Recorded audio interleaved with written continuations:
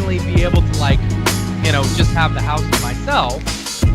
But then I got in 2 weeks, it's spring break for my kids, And so my wife's a teacher, and my kid, both him and her are in different districts, and they don't have the same spring break. So he's off for a week, and then my wife's off for a week. Good luck. Thanks. So I'll never play myself. You need to book yourself a hotel and bring your drums. Man, I feel. Yeah, man, you need to go on a vacation. We're planning a Disney vacation. Okay, so this is going. I just got to check the Facebooks, and we'll go to our. We're planning a Disney vacation. Go to all the Florida. money I make from all my Cryptoart sales. What's up, Todd? What's up, Gustav? What's up, Ravioli? Rev. We need to play some Halo. Play some Halo. Man, we need some. We have not played Halo in a while. No. I haven't played Halo in a decade. Gotta join us. Sounds great. All right, I'm gonna go to our faces now. I think it's right. Cool. Looks like we are ready to start recording. What's up, everybody? Thanks for joining us. People Hello. coming in. Todd, Gustav, Hello. Rev, Chris. How's it going? We're back. How about that? That's nice. Oh.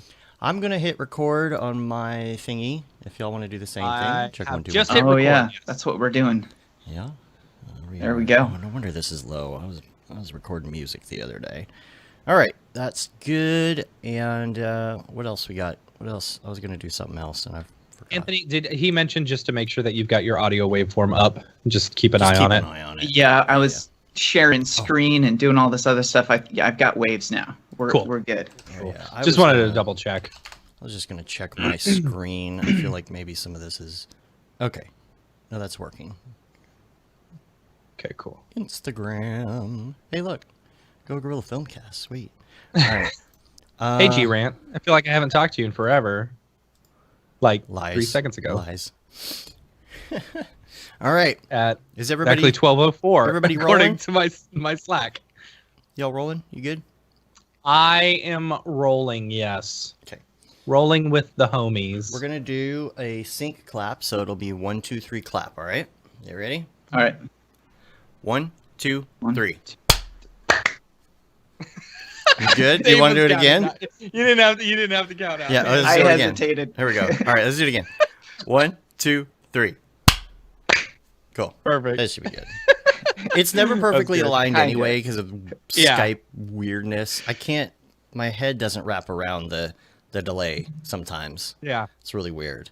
If you hear Hey, the Sarah, other what's going person. on? Oh, Sarah's here. There's Paul. Not Siri. Shut up. Mm. Jeez.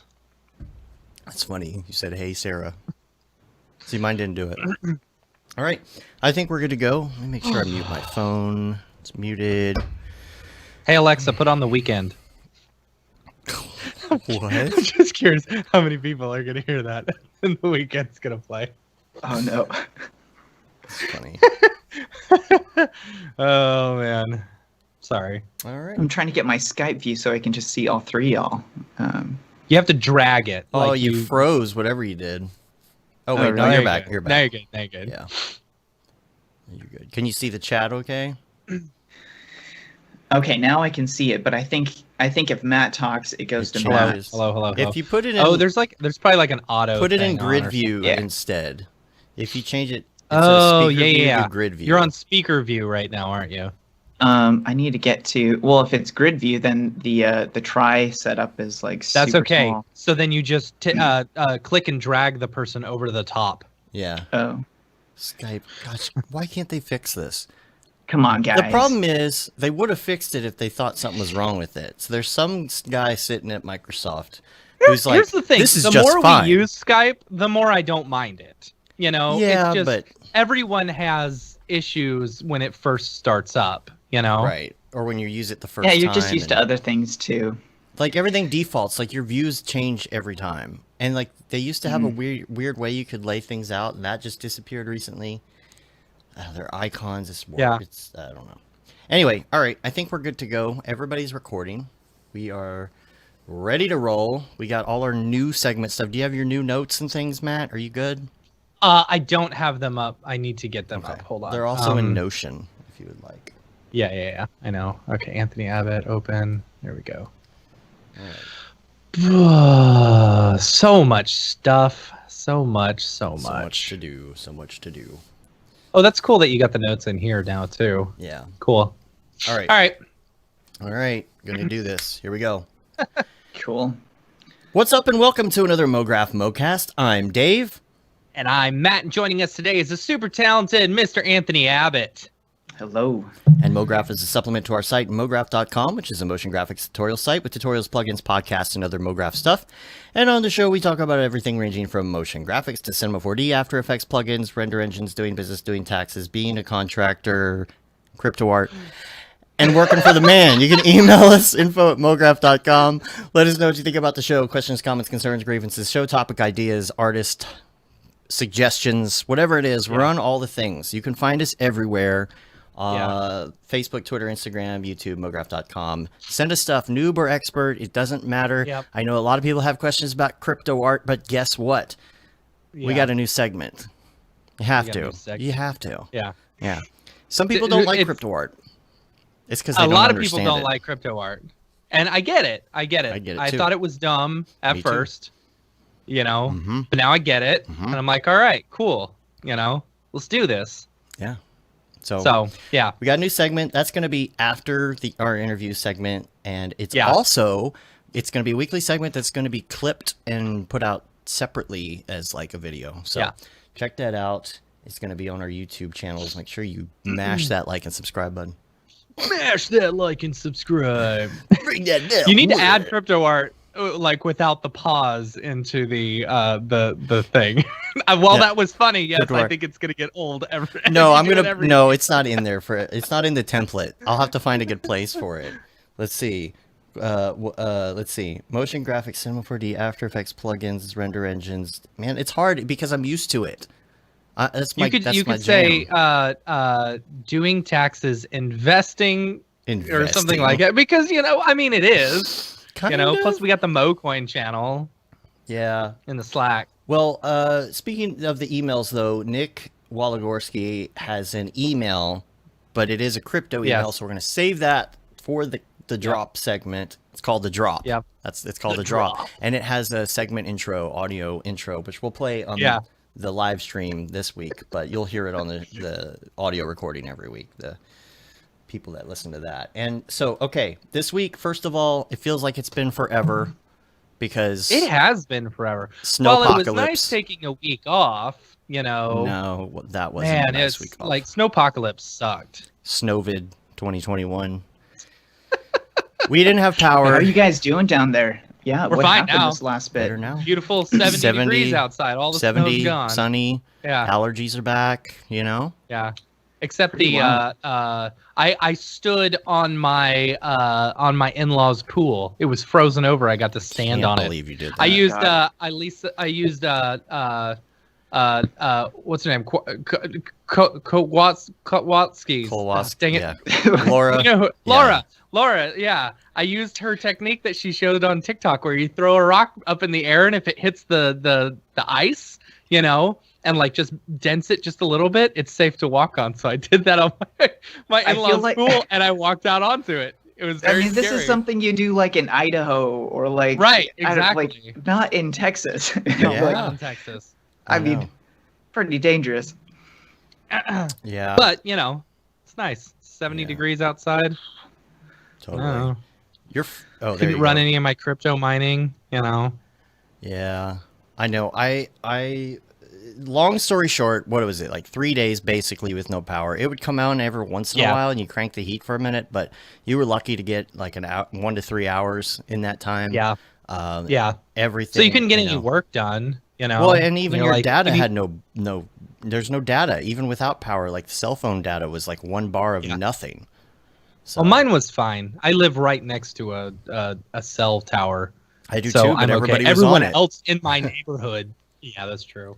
That's true. Mhm. We had our hot water pipes freeze, so we Yeah. couldn't get any hot water. See, it would have been fine if we could get hot water. I would have been okay with that had we been, because that's natural gas, so it's heated. It's heated. It's always heated. If the electricity goes out. But because one of the pipes froze, we couldn't get any hot water.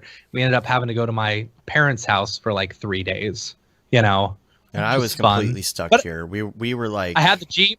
I got Yeah. 4-wheel drive. Mhm. And 4-wheel drive in snow, it's not a problem. It was Yeah. actually pretty easy. yeah, we couldn't get out. We didn't have any power. We didn't have any heat. The thing is, when you have like 1 bar of cell service on top of that, and then the first night when they started the rolling blackouts, I hadn't set my phone on the Rolling charger. blackout. Yeah, rolling blackouts. 15 minutes to 45 minutes at a time that will be out, and then Yeah. 8 hours later you get an hour Yeah. of power if you're lucky. Yeah. And so the first night, though, I hadn't really charged my phone up, so it ended up dying. So we had no power, no heat, no internet, no phone, Jeez. nothing. No lights, no motor car. Yeah. Not a single luxury. Like Robinson Crusoe. So, It was as primitive Roughing as it. can be. Wild. but we're good. There's a lot of people that had it a lot worse than us. I think, Matt, I might have sent you that TikTok. Yeah. That girl parked her car in a parking garage. Did you see Yeah. that? Completely Yeah, it's actually empty. been all over Reddit too. Like someone who lives in that apartment complex but doesn't know the person has been doing updates. It hit the front page of Reddit yesterday. That's funny. And they're like, the ice had finally disconnected from the pipe to the big pile on the car, and they're like, it'll probably be gone in a couple days. She was just like Everyone's freaking trying to out. guess on whether or not it's gonna actually work. Well, to explain what it is, Jeez. there's somebody on TikTok who is showing this completely empty parking garage except for her car, like 5 Where floors she parked. of no cars except for hers, and she pans over to it, and like the entire thing was covered in ice from a burst pipe. The Yeah. whole car was encased in ice. Out of everywhere, the pipe burst right on top of her car. Right on top of her and car. just Oh my God. froze. She's like, "Why?" Yeah. Oh, Yeah, that's Sarah, horrific. I drip my pipes too. That was the problem. We didn't Yeah, we did realize too, but that you have to doesn't- drip both the hot water and the cold water. So we had plenty of cold water. We had no hot water. I had a little bit of foundation shift. There's a stud in the garage that shifted, and, Yeah. and like a rack kind of came off the wall a little bit. And All stuff, of just our weird.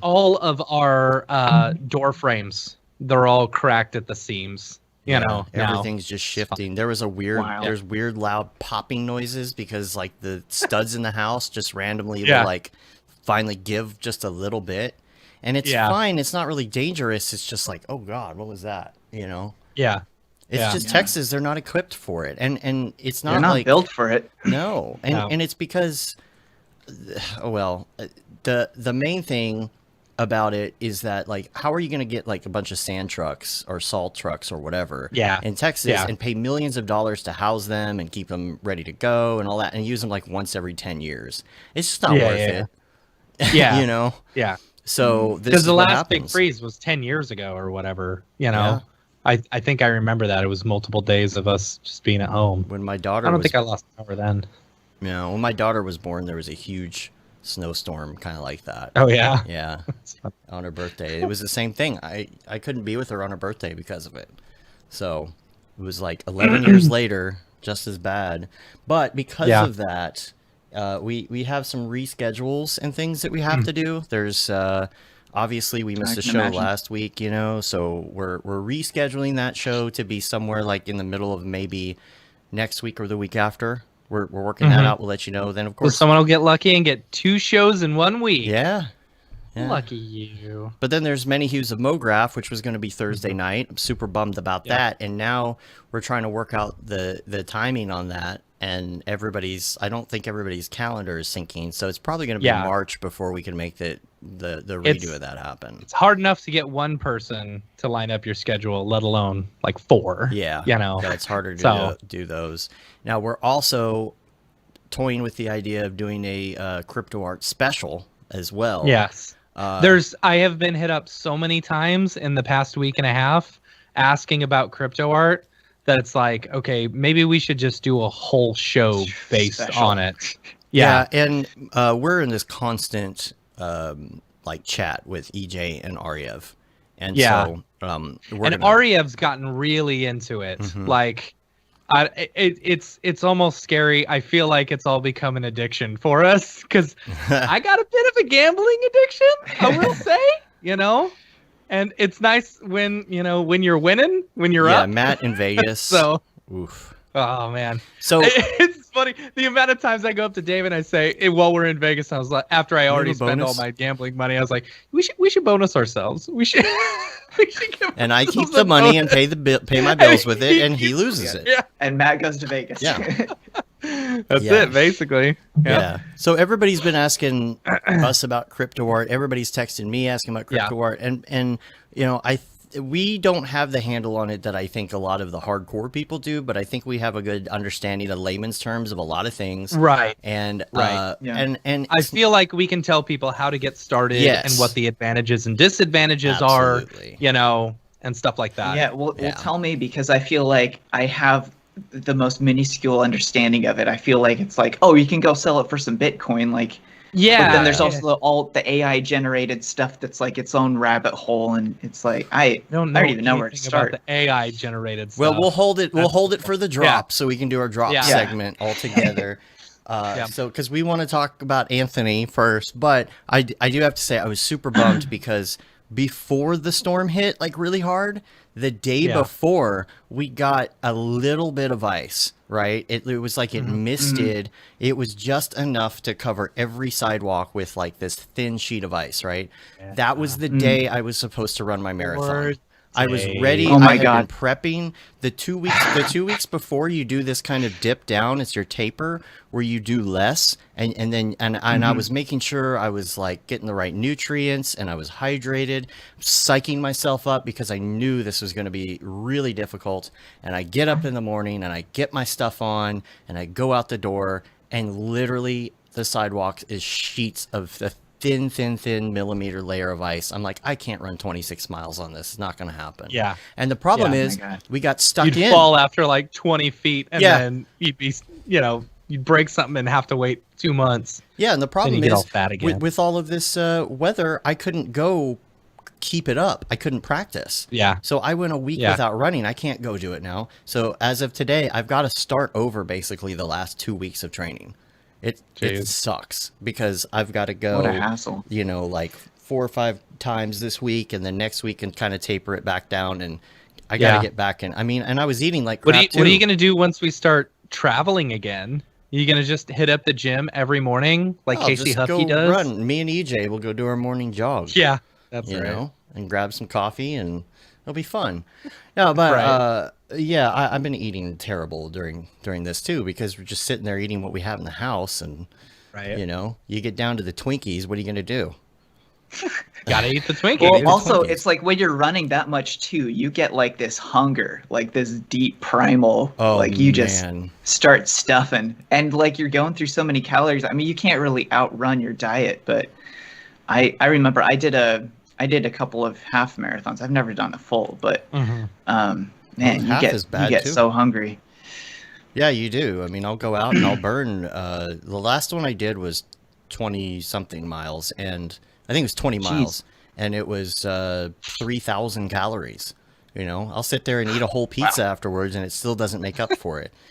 So, but the thing is, man, I'm itching to go, because when you're used to running that much every week, like the pent up energy, you're just like, oh my God, I got to get out of the house. There's nothing to do. Yeah, your body's ready to go. Yeah. So starting that over, unfortunately. All right, so let's get into the things. First of all, real quick, little Ravcock, what's your flavor? What's your flavor? And this was kind of crypto related, and I wanted to just throw it in this segment though, because it's about NVIDIA. And the NVIDIA is coming out with, what is it, the CMP card just for mining or whatever. Oh, they are? That's interesting. Just for mining? Just for mining. Oh. There's no outputs on it. And this is kind of shady. Like, you should go look at, there'll be a link in the show notes to this too. There's a link to, what's his name? You know, Linus Tech Tips. Yeah. On YouTube, he's got this video where he kind of explains what's going on with this. And he's like, it's called NVIDIA Pretends to Care About Gamers. Because he's explaining, you know, they're taking the 3060 right now and they're disabling the ability to crypto mine. They're like nerfing it on purpose. And so what Good thing I sold that 3060 when I did, right? Right? Both of them. Yeah. Mm-hmm. The thing about this, though, is they take it down. Some of them, they're taking them down. I don't know if it's on the 3060 they're doing half or none at all, but they're essentially giving it half the power. Yeah. Right? Now, they did this before, and long story short, you got to watch the video because it's a really good explanation. He explains it better than I can. But with NVIDIA, what's happening is people buy up all the cards, right? All the crypto miners buy up all the cards. Remember the 1080s were the thing. And remember, it was getting really hard to find stuff because of crypto mining. Well, the 20 series came out, right? And they weren't, I mean, they're better than the 10 series, and they were RTX, but they weren't that much better to where, like, I mean, a lot of people would prefer just to get a 1080. They'd be happy with a 1080, like gamers and stuff, right? Or even people who are rendering too. They didn't necessarily need the RTX, and everyone's like, you know, it's really more worth it to just go get some 1080s. And so what happened with NVIDIA, they didn't sell 20 series because there were so many leftover 1080s from when crypto mining went bust a few years ago that nobody was buying their new stuff. So their solution is to sell these separate cards, and that way people can't buy old cards when it takes I'm fine with that. I'm totally fine with that. Yeah, but you got to watch this explanation. The reason NVIDIA is doing it is not for gamers, and it's not for us. It's for their I think the reason pocketbook. NVIDIA is doing it is because that they know they messed up on the VRAM placement, and it gets too hot whenever you're mining. No, the reason they're doing it is because when they can put these cards out there, you can't crypto mine with the 30 series. So what happens is if crypto goes bust and everybody tries to sell, everybody won't be trying to sell an excess of 30 series that are left over when the 40 series is out. Right. Because of crypto mining. This is lining their pocketbooks better. Right. Essentially. And they say it's this new crypto card is like uncrackable and you can't make it do anything else. Come on now. Whatever. What a waste, though. I mean, just like so many resources going towards just like towards what? Like, pocketbook. It's a waste in my mind. It is, and it's also a waste of silicone. Silicon. Oh yeah. Yeah, because there's a Power shortage. And resource. Yeah. Even car companies right now cannot get enough, so they're making like double the amount of chips in cards that people can't use for anything but crypto mining. And they're wasting silicon. So it's and at what point are they like, okay, well now we're just going to create a card for people who need to render, you know, like just for 3D motion graphics artists who just need to render. Fancy that. You know, my question actually is whether or not, I wonder if you could take these because they don't have outputs on them. Could you use them just for their RTX scores or something? I don't know. Or their CUDA cores? Interesting. I'm curious. But we'll see. Because what about the people who are rendering other people's stuff on render? I mean, that's a form of mining, you know. It's not really. I don't know what it allows you to do. For those who aren't rendering on render, man, it's so killer right now. I got to give Patty a big shout out for hooking me up because I've got one computer that's got two 20 series cards in it, and I make more money mining or like rendering people's frames right now because the price of render has gone up. It went up from like 18 cents all the way up to like 31 cents last week, you know. I think it's because people's been talking so much about it and stuff, but the price of render's gone up a whole bunch, so it's actually you make a fair amount of money doing it. I can't wait till the in like a week or two once the 30 series comes out, so I can start rendering render jobs on my main computers, because I'll make, you know, and it doesn't seem like much, but I'll make like, you know, I could make $20 a day on this one computer. Yeah. But, you know, mining Bitcoin and stuff, I'd make 10. You know, it's way more profitable, and you're not like you're rendering people's jobs. You know, it's not like you're just trying to find numbers, you know, or whatever. Yeah, let's talk about that VRAM thing actually, since we're in this segment. Okay. So, you know, we have been mining and stuff like that on our computers, our 30 series. And a big problem has shown up that the VRAM placement for the 3090 Founders Editions, they're in a weird place and they're not cooled very well. So if you start mining with them, if you mine them and just set it on high, like you're going to get a really good return rate. It's like $30 or $40 a day right now. But you're gonna kill the cards so fast because the VRAM in the little chips, they'll get up to like 110 degrees Celsius. And that's crazy. Yeah. I mean, which is 90 ridiculous. Was bad with like the 1080s. Like So like you've got to basically nerf your cards, you know, bring down the power voltage to like 50% or something in order to be able to keep your VRAM under 90 degrees Celsius. You know, and so it kills your hash rate, which means you only end up making like I'll make the same amount on my main machine with my two 3090s as I will on my you know on my two 20 series 2080s cards. My 2070 supers. It's like, but then renders here and I make more money now rendering people's jobs than I do actually Bitcoin mining on my main machine, you know? So you can hold on to that, you could use it, you could cash it out, you could exchange it. That's the great thing about it too. It's like, okay, so I've got, you know, they just randomly deposit money once the gas prices are low. The actual gas, not like, you know, petrol gas, but like Ethereum gas. I thought they were joking when they told me. They're like, oh yeah, we transfer it whenever the gas prices are low. I go, that's funny. No, really, when do you do that? And they're like, no, there's gas prices. This is what they call it. So you know, you'll get money in your MetaMask wallet and stuff like that, and it's cool because you can transfer that over to Render so that you can render your own jobs and stuff like that. It's pretty cool. It's and we do have to. I need to put this in the notes, but we have to talk about what Jules posted about getting greener this morning. Well. What did he say exactly?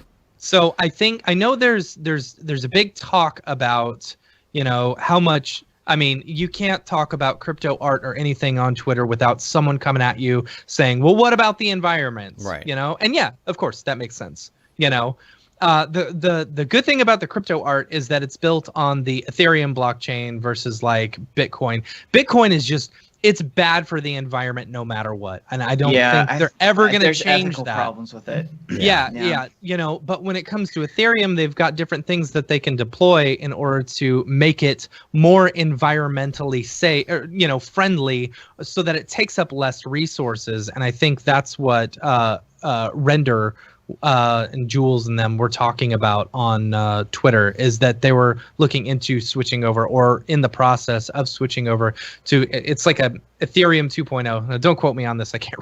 I don't have the thing right in front of me. We'll put it in the show notes so people could check it out. But it's pretty cool. Let me see if I can find the tweet.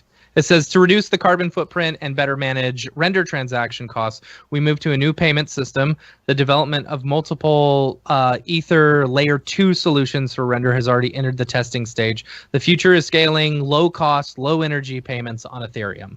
So that's what they want to get to, you know, and I think, you know, and that's the good thing about Cryptoart as well.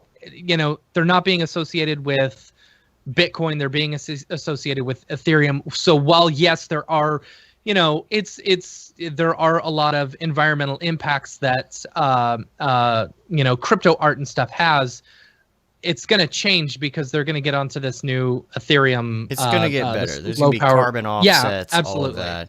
But the thing about it is, it's not the art that is causing the. I mean, the coins are going to be minted no matter what. You know, it's about how they're being minted. Like, you're minting you're doing your crypto on your power, and your power is off of green energy. My power is 100% renewable. Yeah. But I mean, yes, they do have to go around to thousands of computers across the world and stuff like that, which I get it. Some of these are on coal, some of them are on natural gas, some of them are on nuclear, some of them are on whatever. You can't control it. If you're very worried about it, here's something that I looked up. You can actually buy renewable energy credits. So if you want to make sure that the energy that you're using, to either do your crypto art or whatever, or if you're even worried about it, if you just want to purchase more to make it more, whatever, you can actually go online and purchase renewable energy credits to help offset the cost that that you're spending on that, which, I would recommend everyone do. Yeah. So we'll get back into that.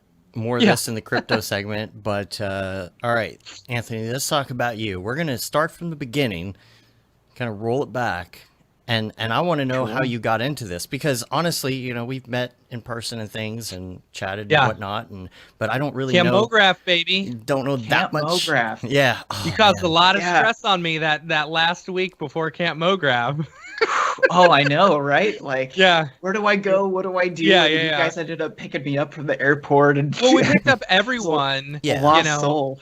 And that, it was like I wasn't sure, like I couldn't get a hold of you, or I can't remember what happened, but I was very stressed out for that first pickup. Man, it was great. No, I think that's one thing I loved about Camp Mograph so much was that you do your NABs and your SIGGRAPHs and you're like hanging out, and like there's all this surface level stuff that you might do the pinball machine a night or something, but after a few hours it gets old, and you got to really have some great conversations with people and get to know where they came from and why they're doing all this, and I just loved how much you really see so much of your personality, the quirks of why we're all doing this in so many other people and different flavors. It was great, man. We should talk about that. But how I got started was, I tell people I always grew up making movies, recreating GoldenEye with your camcorders or something. And blowing things up, and I hope to say I'm still doing the same thing. I have the same goal. I just want to create cool stuff. And I originally started off in advertising, professionally. I thought, what's a way that I could have music, because I love music. I play guitar and piano and sing. I have a cover band. I love art, drawing, all that stuff. Music, art, drawing, what's the best way to combine all that? And I thought advertising was the route. And I found very quickly that advertising is more about the performance of these ideas, that you come up with. And you don't actually get to really curate and create. And it's kind of, you come up with these beautiful little idea child babies, and you have to kind of give those away and let other people make those. And so I decided very early on to get into the animation and the After Effects stuff, the Andrew Kramer stuff. So 08, 09-ish, I was doing that on the side. And I started freelancing in 09 while I was still in school. And from there, one thing led to the next. And by the time I was graduating from advertising, I literally quit school 2 months before graduating. And funny. Went down to LA. Cake Studios picked me up. I had done a broadcast package at the local news station that I was working at. And doing that broadcast design while doing school was a great, I was learning advertising and doing advertising at school, but at my job I was doing broadcast design. And Cake Studios saw my work, and I ended up going down there for a bit and got to see how they did a lot of the large scale production stuff for broadcast packages and things. So we did a package for BYU TV, which was a network in the Mountain West, and then a little bit for the Fox Sports package. And for me, that was huge training. That's where I really learned how to get things going. But yeah, I've bounced around. I went from LA back to school in Utah and finished things up, I've worked in New York. I did a lot of high fashion type stuff out there, like Clinique, Estee Lauder. Cool. A lot of that really clean stuff, like LA and broadcast designs, very like robots and very masculine and very high energy.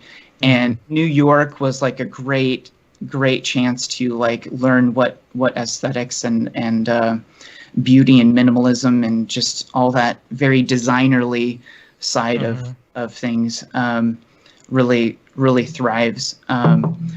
So stayed in New York for a little bit, and then I've been out in California ever since. I was in New York for like a year and a half or so.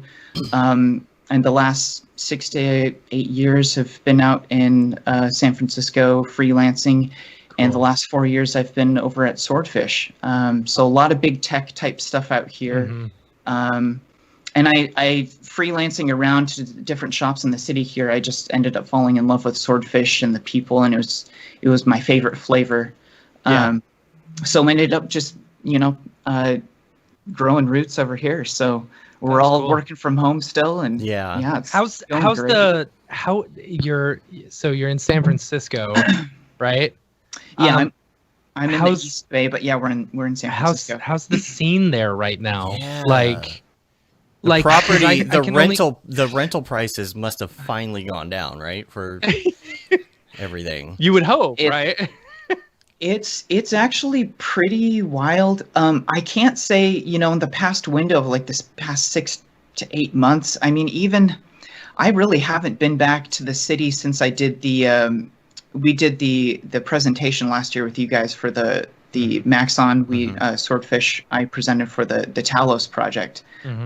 So I had gone back to the city, and hadn't been there for months. At that point, and that was in May or something. So it's been since May of last year. So when I was in the city, though, it was very grim. We were having a lot of protests and things as well outside of the COVID stuff. A lot of things just boarded up, just empty streets. We're right near Chinatown. And so Chinatown, instead of like everything on the street and, crazy ton of people, it's just graffiti and wood boards and just, you could hear a pin drop. My brother does a lot of skateboarding and things, and he was out there a couple months ago, up to Fisherman's Wharf, along the side there near Coit Tower. Just right in the middle of the day of 4 or 5 in the afternoon, and just really no one. So yeah, it's pretty wild.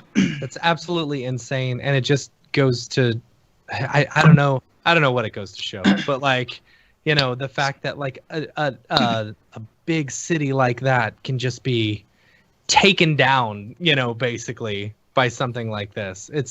That's absolutely crazy. Wild times. Yeah.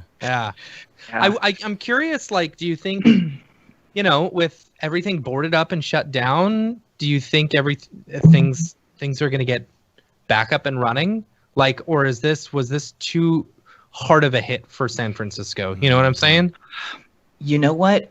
I want to say I have the best opinion on that because I think I'm a little outdated. The post-apocalyptic shock of what I see San Francisco as right now, being so just dead. I don't have a lot of hope. Of course, things are going to get back to a normal. I think there's been a gut punch, to a lot of the normal traffic in the typical like I'm wondering about where I go for lunch. I don't think those people are there anymore. Right. I don't know how to encapsulate or articulate what's going on currently. But yeah, it was pretty shocking for me to go there a few times post, the initial March of last year. But things will come back to a certain sense of normal. But it's pretty brutal. Hopefully the rent doesn't, though. Hopefully the rent doesn't go back to normal. I'm curious about that too, because like, I mean, there's so many, it's like every week you hear about a new big tech company that's like, okay, we're just going to allow people to work from home from now on. If they want, after all this, even after it's all over, we're going to let people work from home if they choose to. It's like, okay. So a lot of people Good for their just don't pocketbook. have to be, don't have to be in, San Francisco. They could go be in Anywhere. North Dakota, Iceland. if they want. Iceland, Yeah. right? Your hours are probably really weird if it's in Iceland, but It's all right. Sun's up most of the time. Well, half the year. I was gonna anyway. say, Not having an hour commute or hour plus commute there and back. I mean, the silver linings for being able to work at home, like we were able to transition like overnight before even any of the lockdowns. I was working from home, and it was very smooth. And having those 2 hours extra, I mean, in your life, I will run sometimes at lunch, yoga, like on the average, on the norm. And it's a roller coaster of emotions of, like what's going on. But I think the ability to be able to spend some time and invest in yourself on some of just like the human level things that's been wonderful. And not have to do that like only at night. Because what happened before COVID is like you would just run yourself into the ground until 6 o'clock at night, and then you're like, I don't want to do anything else. Yeah. Yep, absolutely. I felt like I was on like Hawaii time, because I would get to the city. I would leave my house at like 5:36.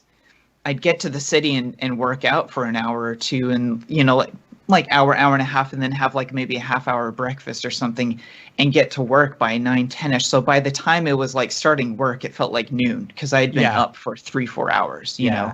Yeah. And I don't know if that's great, because then you go to bed early to do that. Yeah. And, so there's some really wonderful silver linings for the current setup, over at Swordfish. And during all the craziness of last year, we also had like the floor above us flooded, and like the ceiling started coming down, and like we were like rendering these huge projects, and like trying to figure out which computers were ruined, luckily we only had a few computers, but it was like a lot of things got wet and pretty wild. Man, sucks. That's crazy. Wild. Yeah, I really love though going to run at 2 or 3 in the afternoon. Come back, shower, regroup, and then sit back down. So great. Yeah. Feels so good. Yeah, you get to listen to your body. A time when my kids are a little bit older and I can do that. Yeah. Yeah. What were you saying? What were you saying, Anthony? Is that you can reset? Oh yeah, you can reset. It's and just listening to a little bit more of your rhythms, your body, and what you need is it's pretty important. And if you want to work a little late and get ahead, and then like sleep in slightly, or there's some things where you can get some stuff done and still have time to be a human being. Yeah, I work late and then I sleep in just a little bit, and it helps. And then having that reset button, it's so great because you can go out, even sometimes you have a not great day, you wake up to like maybe a fire you got to put out an email, and then something happens, or you have a crash, something's crashing constantly or something, and you're like, oh my gosh, like everything sucks today. But you can, instead of having to just push through that, you can stop, you can go run, you can go think about how you want to approach the rest of your day. And some people might do that like exercise, or some people might do other things. Nick Campbell likes to say, he likes to go stop and do the dishes, or go in the backyard, or whatever it is. It really seems to help you hit the reset button. So totally. Yeah. How was the transition from working there to working remote? Like, did they get you all set? Like, is it? I'm curious about hardware wise, and like working with a team, especially creative team. Sometimes it's hard to come across on Skype and Zoom and stuff like that, get your ideas together. Yeah. But especially in those big meetings with like 50 people, it's just so hard to collaborate. Or you're even working with a lot of big tech clients or something like that.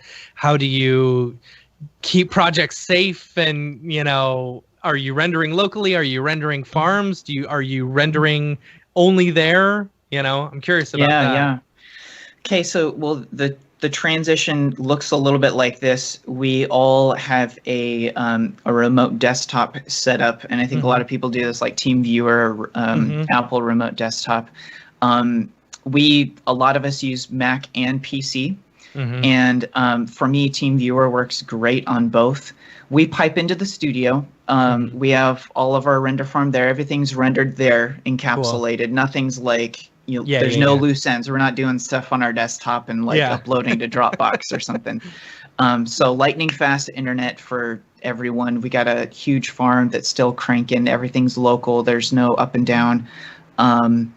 There's been a lot of scripts and things.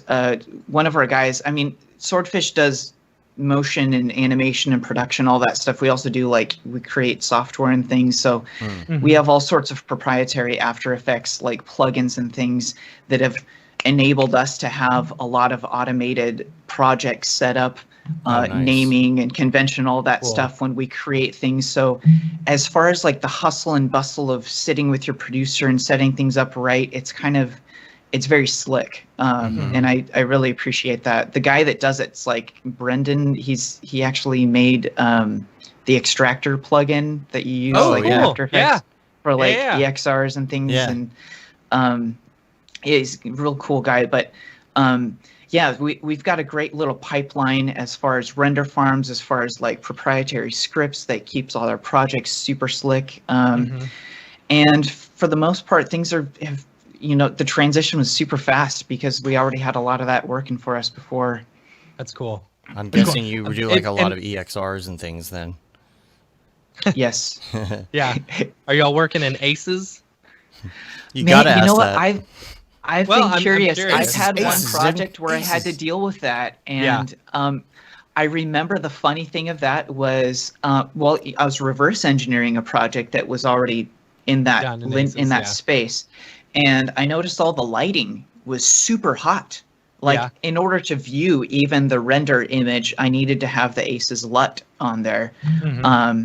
But really interesting, really curious. I need to know more. We render everything like EXR 16-bit float. We don't need no one really needs the 32, because if you're in 32-bit After Effects, which is true float, and you have a 16-bit EXR, you're fine. If you have horrific renders and need 32-bit to crunch it that much, then render 32-bit. But I did. But Aces, project. I don't know. Do you guys do Aces? I did one. We've done one project in Aces. Yeah. And what do you think? I was really concerned that it was going to be very difficult, but I actually enjoyed it a lot. So what we were doing was, we were in a big rush to work on a project and get it all done. And so they were giving me log footage, they gave me basically a log edit. And so I had to make it look the same as theirs, so I did everything in Aces and then did my entire edit, did all my compositing and stuff like that. And then when I turned off put it back into log, it looked just like it had been shot, which was fantastic. So I was able to export that and then give them, and then their colorist was able to go in and make changes all they wanted. It was pretty cool. It was a pretty cool project. Did you give it sans LUT to your colorist and the colorist replaced the LUT back on, or did you? I gave it to them in, whatever the log that they had given it to me. Yeah. I exported it back out as that log. And then they took it from there and they colored it. It's cool. Now, if you were to ask me to set it up again, I don't think I could. I would go back to the YouTube that I initially did, But it was surprisingly an easy process, Yeah. You'll have to have like a lot of storage capability for all of that. That's got to be a nightmare, doing that much with just EXR all the time. We're like that's not too bad. PNG, 16-bit, maybe even 8-bit if we're lazy. Yeah. I think you're from what I understand, and I'm probably wrong, the 16-bit EXR and a 16-bit PNG, if they're single layer, are relatively close. You're looking at the same thing. But if you like to do all the multi-layer and all the cool deep whatever else you can shove in there and have a 400 megabyte frame, then EXR can get pretty fat. Yeah. Yeah. I only render out EXR, like the Octane EXR with Cryptomat layers and stuff. I try and get things as close. I try and get things as close as possible in cinema, and then I know if I need to like do like some color correction or something like that, I won't mess with it in cinema. I'll just do the Cryptomat layers, and I'll just do it all in post. I'm so reliant on After Effects for a lot of my mistakes that I make in cinema. I mean, we're not doing like giant spots for like Dell or something on TV or something ridiculous. These are things that are going to YouTube for somebody, and they're not gonna. You're never gonna see that difference anyway. It's just a lot of simple stuff. But I mean, and now, as much as you can say, of course, what kind of projects are you working on in general? Yeah. In general? Yeah. We have a whole. I mean, we have a couple of. We do a lot of big tech type stuff, and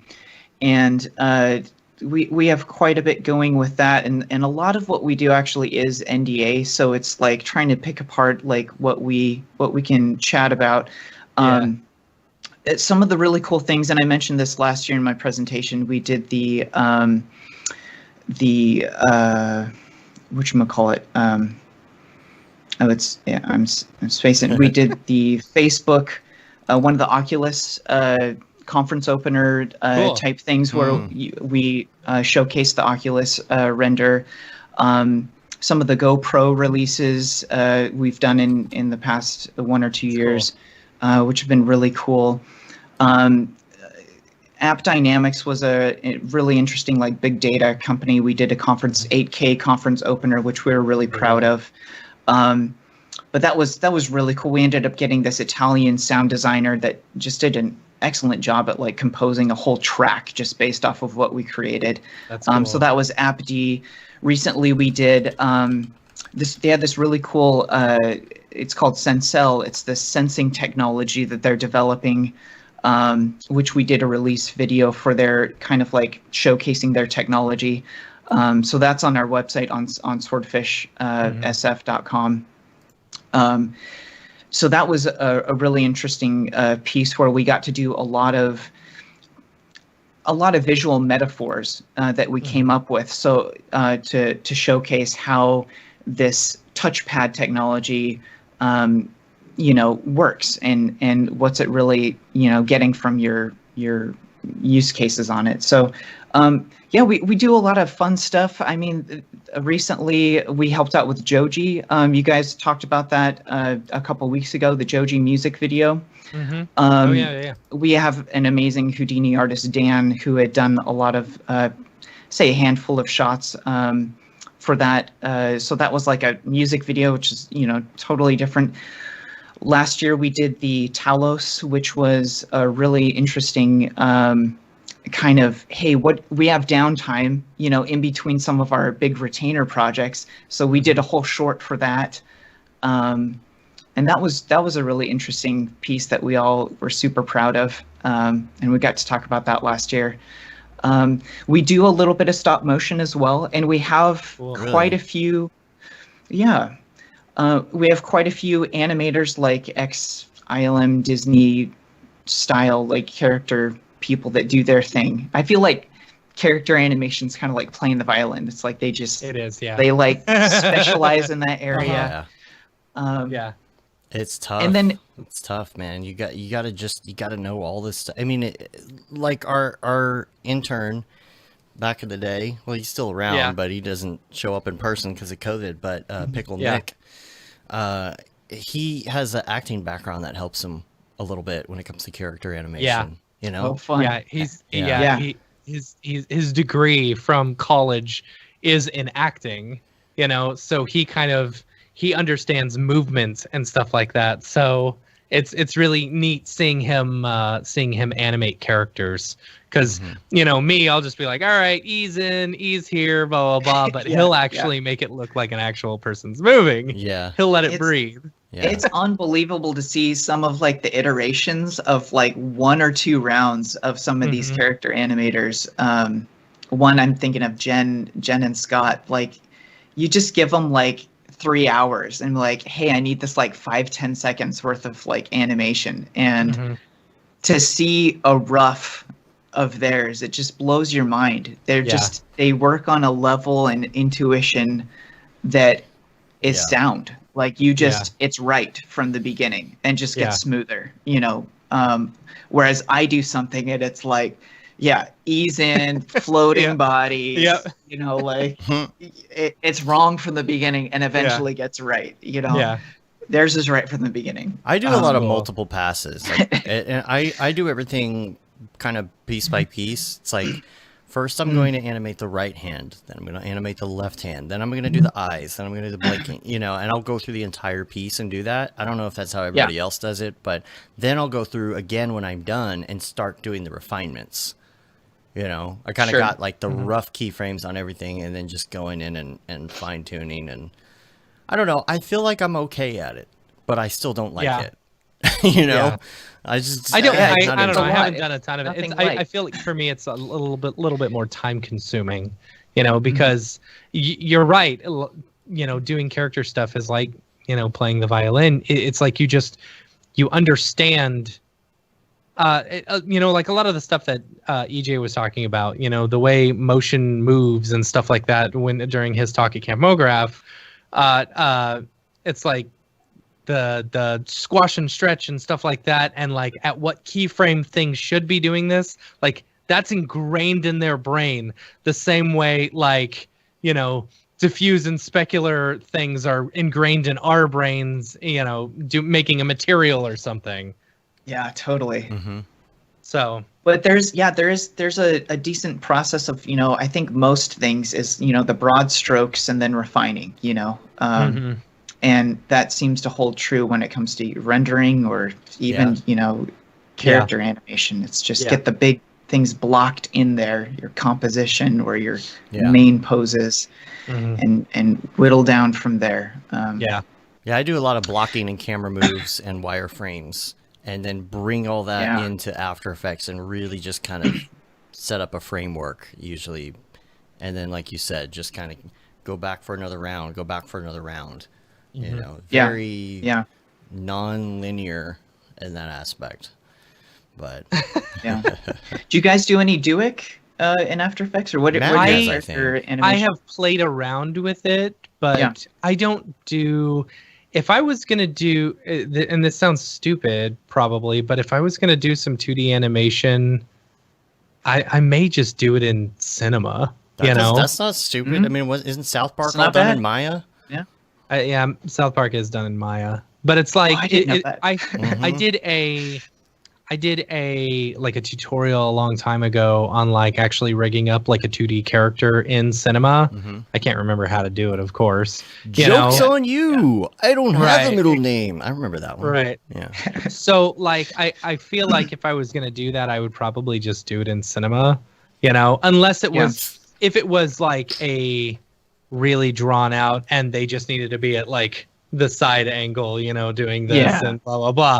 But if it's like they're moving all around and stuff like that, no, I would probably do that with just like flat shading and I don't know. Yeah, just flat shading and stuff like that. Yeah, I don't know. Hasenprat style. Right. Yeah, absolutely. Yeah. That's funny. I need to put in the show notes too your presentation from Maxon that you did. Yeah. When was that? Oh yeah, that was wild. So that's me going back into the city after being, you know, home for a couple months, because this was going to be like NAB or the road show or whatever.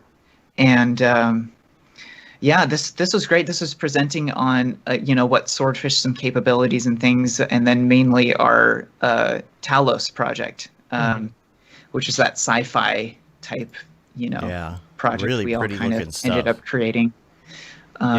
We'll put all this in the show notes too, so everybody can check it out. Because you get that was a total blast.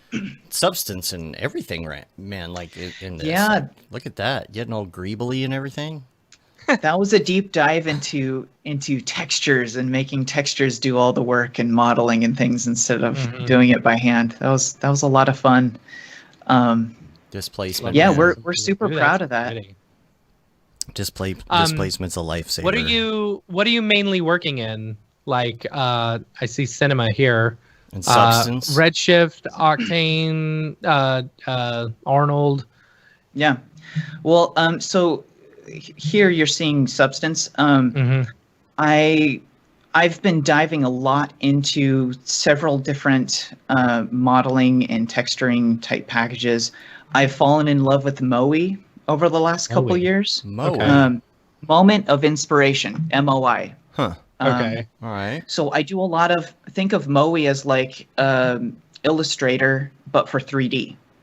Okay. So it's CAD modeling, but artist friendly. You make a shape and you can bool the shit out of it over and over and over. Huh. No worries about edge flow or anything like that. Nice. So That's what I like to hear. Yeah. So I've been doing a lot of Moe, a lot of ZBrush.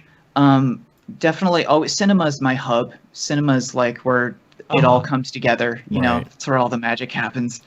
But I got super into Substance for a while. I'm very much into Quixel right now. Quixel's amazing. Oh, so great. So great. So with Talos, that was very much JS placement, Substance, Cinema. I actually did my shots in Octane. Cool. And I mean, I love Redshift and I love Octane. They've got their pros and their cons. I definitely, from my shots with the displacement and the amount of displacement I was doing, I felt like I leaned into the Octane has a really good strength of like textural displacement. Yeah. Where I feel like Redshift, you have to crank up it's more of a vertice, actual geometric displacement. So you have to crank up the details really high.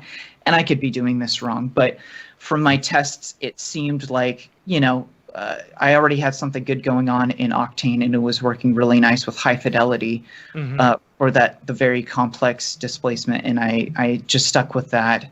And I really liked how it played with back and forth between Substance. It was a good marriage.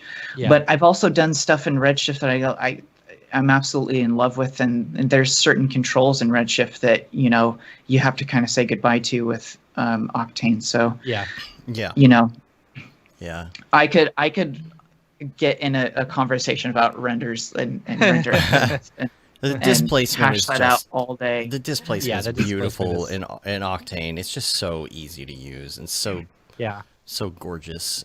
But there are strengths to both. And as far as the company goes, how do you even decide what you're going to use when you're working on a project? Is it just are people basically have the same mindset as you when it comes to that kind of stuff, or do they say no, you've got to use this? One thing I love about Swordfish is and this is what I do miss. It's hard to recreate this in these settings or on Zoom or whatever, but like getting in good arguments about render engines and like geeking out about like why, you know, and we love to create beautiful final images, and it's important to know what's working and what's not, and why someone likes this or that. For the most part, I would say we are very much, Swordfish is like very much a fan of Redshift. And I think for good reason, because I think Swordfish encapsulates I remember like Grayscale Gorilla explaining it as kind of like the Range Rover. It's kind of the mid-size SUV that metaphorically can go on any terrain, and it's a little clunkier compared to Octane. Octane's slick and it's fast and it's good for only like A to Z on like realism, and you know, it's gorgeous final renders. So for the most part, I'd say we do like 3/4 of our renders Redshift, if not more. And for choice projects, we're like, we really want to lean into the beauty, the bokeh, the realism. We've done case studies where literally we're just trying to go for realism, and it's like leaning into Octane for sure. Yeah. So Octane and we is render a Tesla, both. right? Octane it gets you point A to point B, but sometimes An you have to go IndyCar. get okay. And IndyCar, that's good too. An IndyCar, because I would say Tesla's pretty. that's dependable. The Indy car is like you could fly off the track and blow up and crash a lot more often. But you get to your finish line really fast, and it's usually beautiful and a great ride. That's actually really good. Unless you crash. Crashes more often, but it's like the fastest. Yeah. No. I mean, everything crashes. You know, honestly, everything. Redshift crashes. Yes. Yeah. You know, and pops. and cinema crashes, but usually it's because your render engine's crashing when that happens. But honestly, cinema is still pretty dang stable in my opinion compared to a lot of pieces of software. You know, if you subtract the Octane crashes and the Redshift crashes that I've had, yeah, for sure. Are you guys mainly Redshift? I remember Dave, when we were talking at Camp Mograph, you were super fan of the Redshift party at that point. No, that was Matt. Or maybe Arnold. No, that's Matt. Matt was Matt's super. We're basically Octane.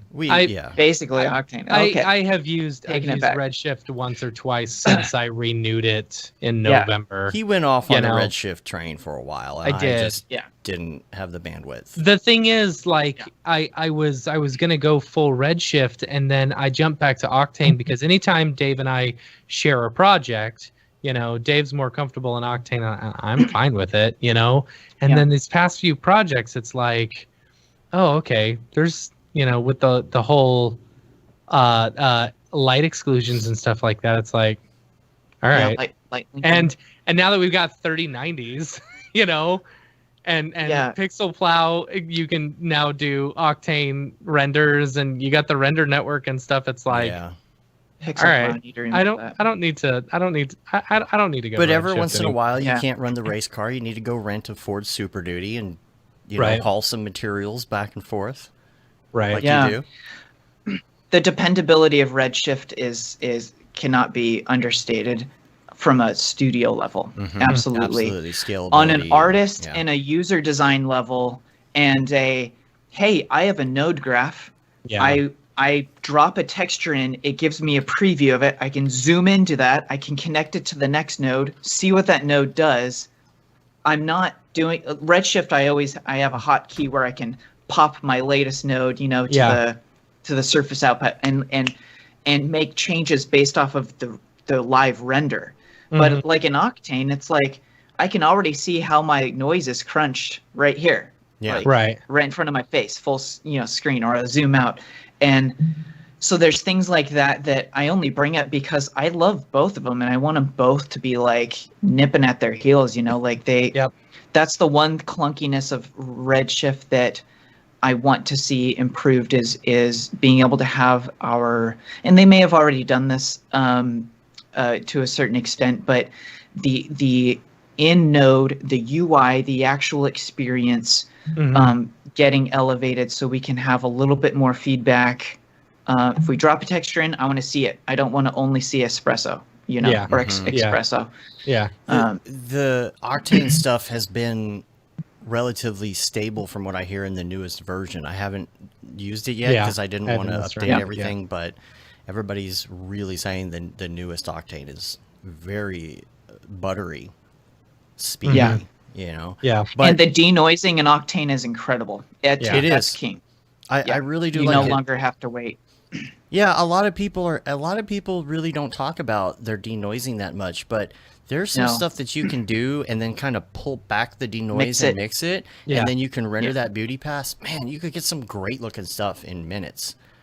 Yes. I don't like denoising. I don't like denoising as it is. I just feel it muddies up your image. I would agree with you, Matt. I try and throw more samples at it, or But I'm gonna cut you off because you use Octane and you have the choice. You're like, I don't like it, then use 10% of it. You don't even know, but it's like that much butterier. You still get your grainy, beautiful. Like you can decide, and that's what I love. The only thing that's been locking up more recently on me with Octane, not more recently, sorry, it's not locking up more. It locks up just as much as it used to, is motion blur. Motion blur just crashes my system all the time. And I don't know if it's because of how it calculates it or what the difference is, but you have to just kind of, if you're an Octane user, you know that there's some things you have to have kid gloves with. You got to tiptoe around certain things. Do not be in the middle of a scene with your viewer open live and turn on motion blur. You're going to have a bad time. Do not have motion blur on with your live viewer on and try and skip to another frame on your timeline. Yeah. You're going to have a bad time. Yeah. That's the problem that I have. I'm like, I really want them to figure that out, because I have just given up, because sometimes you have motion blur problems that you're trying to fix because you want to have motion blur on certain items, and you've got to put an Octane tag on it.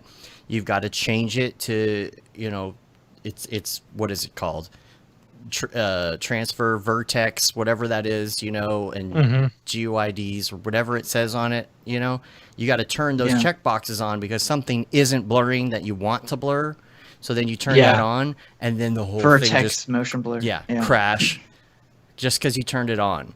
And I don't know, am I doing something wrong, or is this just still kind of a thing? Because it's so, motion blur in Octane is so freaking gorgeous, right? Yeah. It is bokeh beautiful. and motion blur. Yes. I don't It's the wanna primary use... rays. Octane has great primary rays. That's your motion blurs, that's your bokehs, that's your, it's like, that's where it really shines. And that's the non-biased, like, what is bokeh unhinged?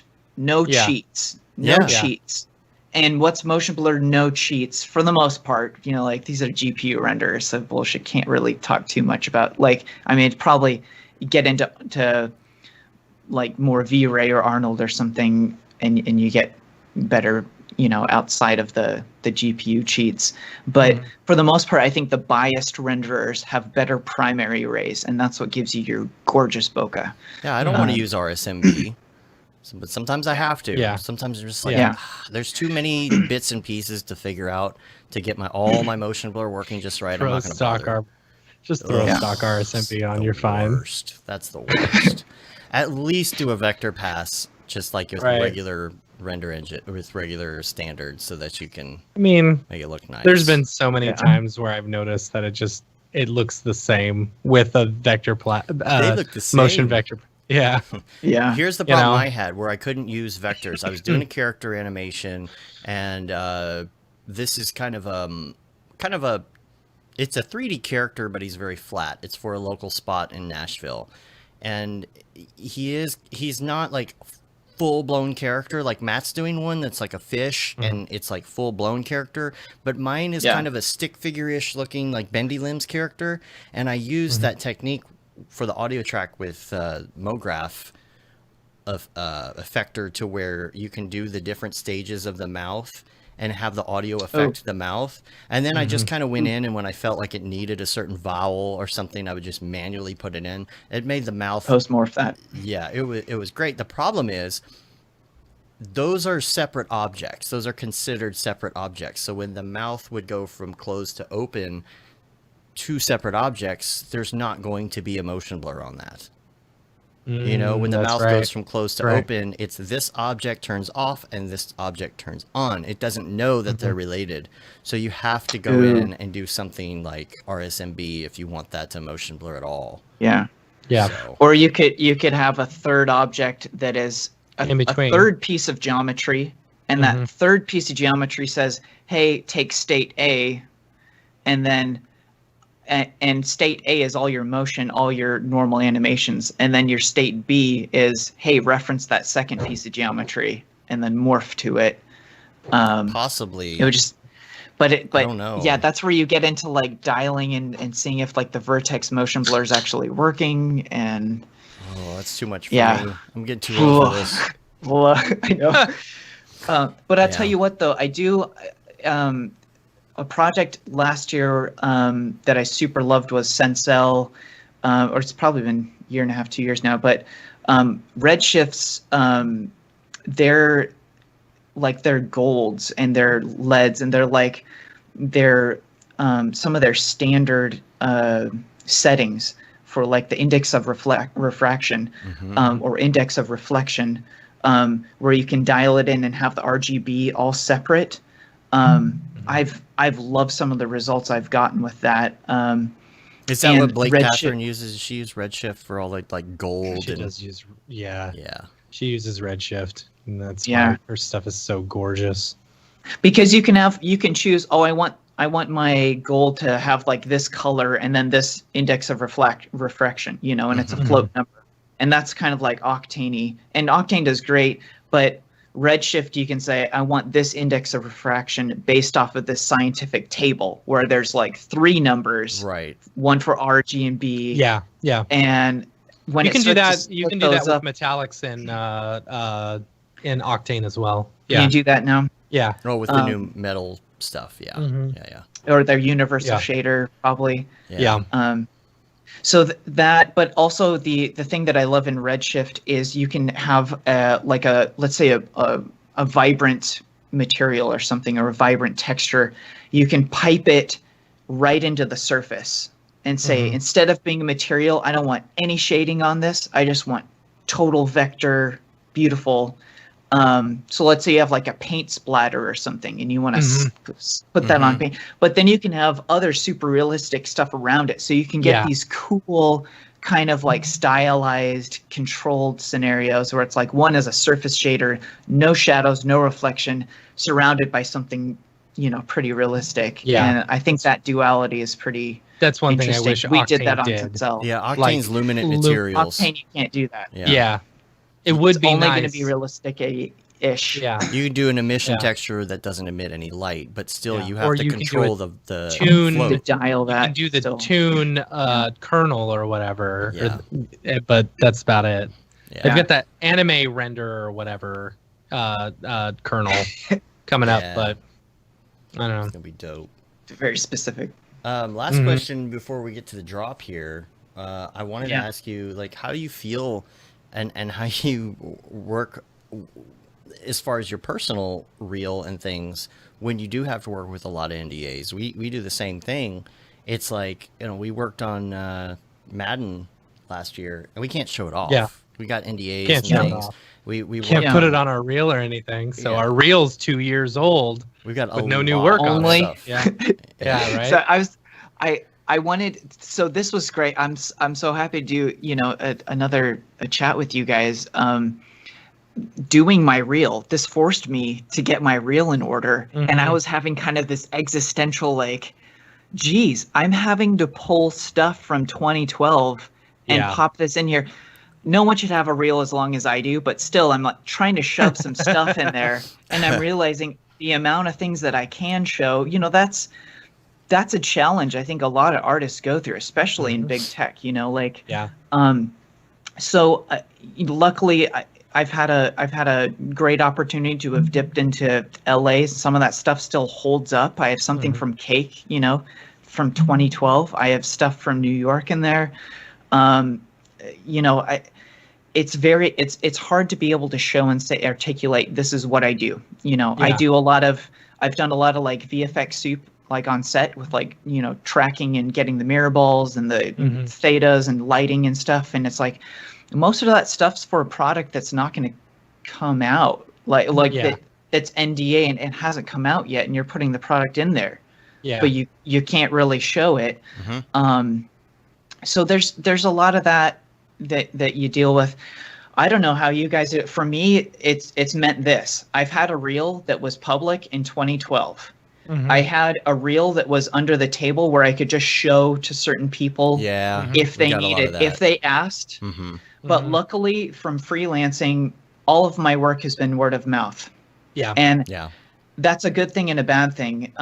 It's 2021 and I'm just now getting a reel again. And it's, it's like a public reel, and that's almost 10 years. It's been a long time since I think it's 2016, 2017 since I updated my reel.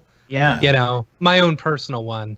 It's been a couple of years. I think it was 2019 when we upgraded our last reel. Yeah, and people always ask us, like, do you have anything on your site you can show me that's like blah, blah, blah? And I'm like, maybe from like 3 years ago. But you really we tell clients, you tell us what type of stuff you want to see, and we'll send you some links. You know, yeah, we'll send you some links of work that we've done. Yeah, and it's not only the fact that like the stuff could be is old on the website. It's also the fact that there's you do so many. Like if you do, let's say 15 explainer videos, you're not going to put 15 explainer videos on your website. So someone's like, "Do you do explainer videos even? You only have one on your website." Well, yeah, but we're not going to list them all. Yeah, you know, half we don't of want them are all for the meal. work we're getting to be explainer videos. Explainer videos are for the meal anyway. Unless you like doing that, you know. We don't really like doing explainer videos, so you don't want to put that out there because then you're the explainer video people too, you know. Then they're gonna be like, man, you guys are so good at that. I have that problem too, and that's why I think when I've like yesterday and Friday, I was like going through and trying to chum through my stuff and like, for the sake of diversity, for the sake, where's my hand? For the sake of diversity and for the sake of like articulating some of the skill sets I have to pull from super out of date stuff. And I might hate the render, but it's like I'm trying to show different stuff, and just, you know, have something that's not, you know, this is the only the last 2 years of work I've done, but it's nothing but explainers or nothing but one thing. You know, you try to show what you do, and that's tough. But you know what? I'm also happy signing up for an NDA. There's a lot of wonderful work there. I just think we have to find a way to balance and somehow leverage having both, you know, in our lives, and that's different for every artist. And then if you can't, finding ways to also do stuff personally, you know, on the side. The personal work, challenge. I think, is one of the big things. It's like, if you know you're wanting to do a new reel, and you know that you're all under NDA, you're gonna have to do some personal work just to be able to show off your you know, your abilities and stuff. And sometimes if I do something that I'm like super proud of that I can't show off, I will do something very similar.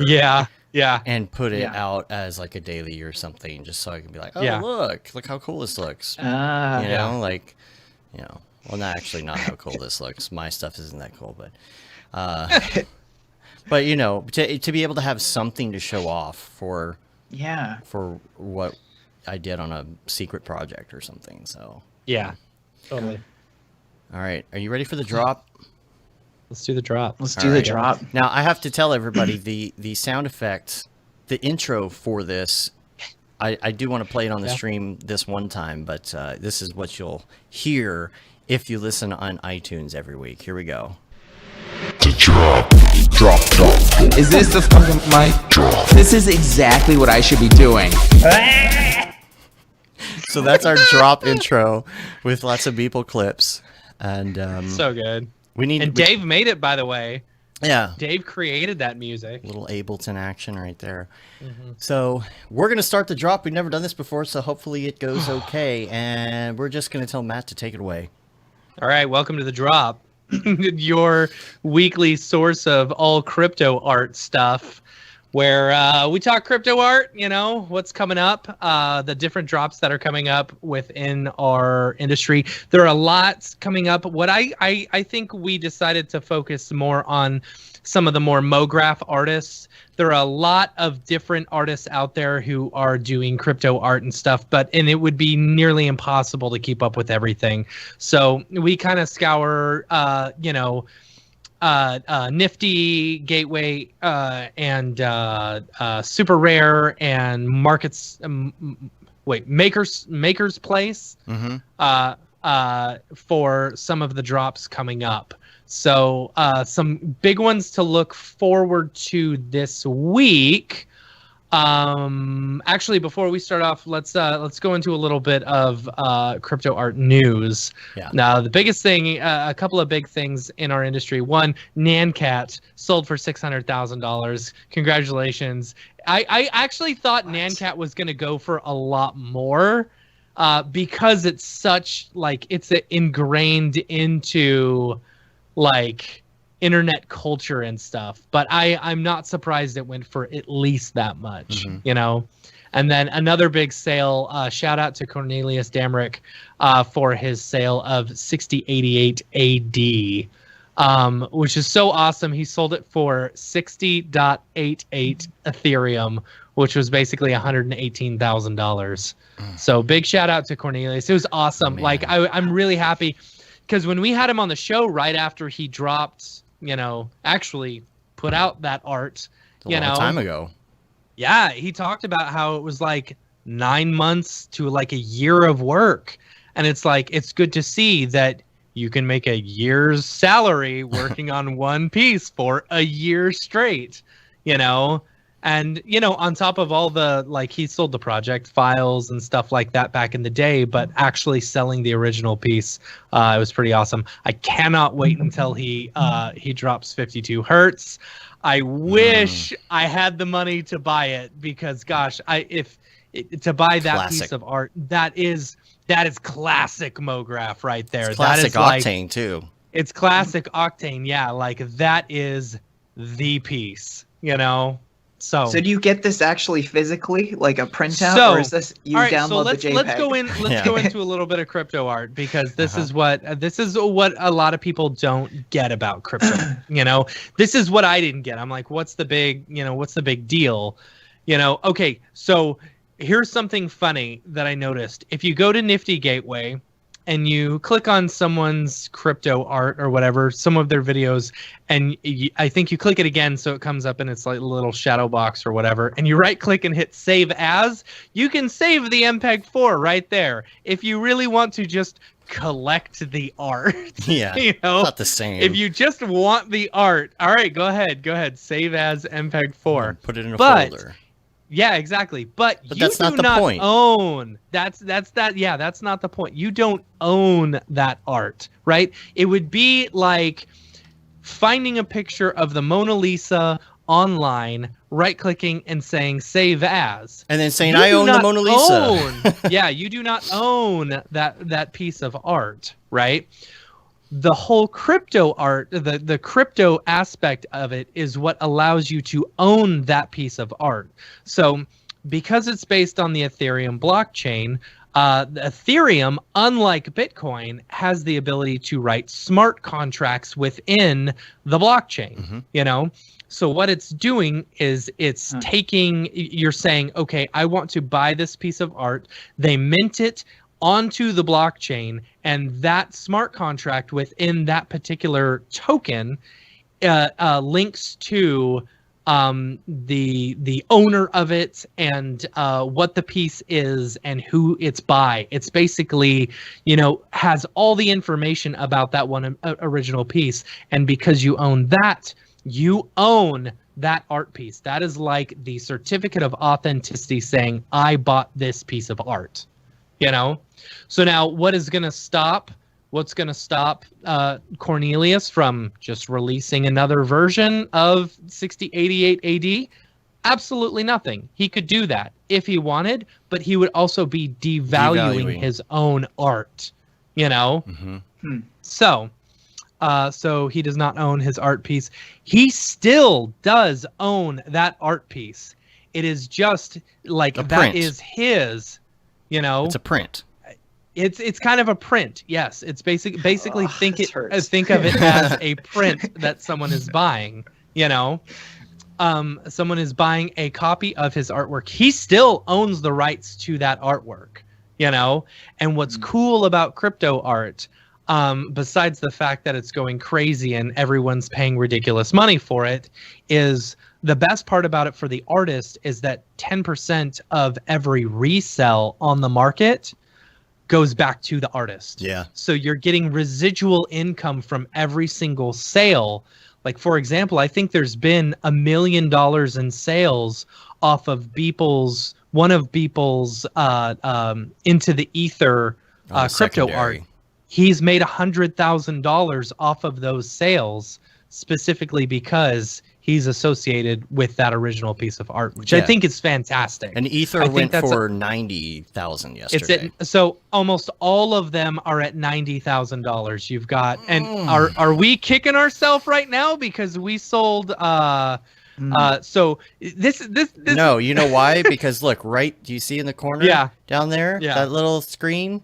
That's the number 8. It's worth $90,000, and I'm like, diamond hands. Yeah. Diamond hands. So, yeah, I'm not going to open mine. I don't think that changes. You're not going to be able to say the box isn't open if you try to sell it. I can't say that, but so anyway. Yeah. So yes, okay, so they technically still own the rights. They'll get residual income from selling that. You're basically selling a print. It's like if, an artist was to create a print, and my father-in-law I was talking to him about this the other day, and he was saying, like, with a lot of old Ansel Adams like prints and stuff like that, they number them, of course, so like you get 1 of 100 or something like that, and as they continue to print them, the quality wouldn't be as good on the last one as it was on the first one. That's not dealing with digital and stuff like that. That's back in the day and stuff like that. Sure. So that's why those lower numbers were worth so much more than the older numbers, because you'd get a much clearer picture.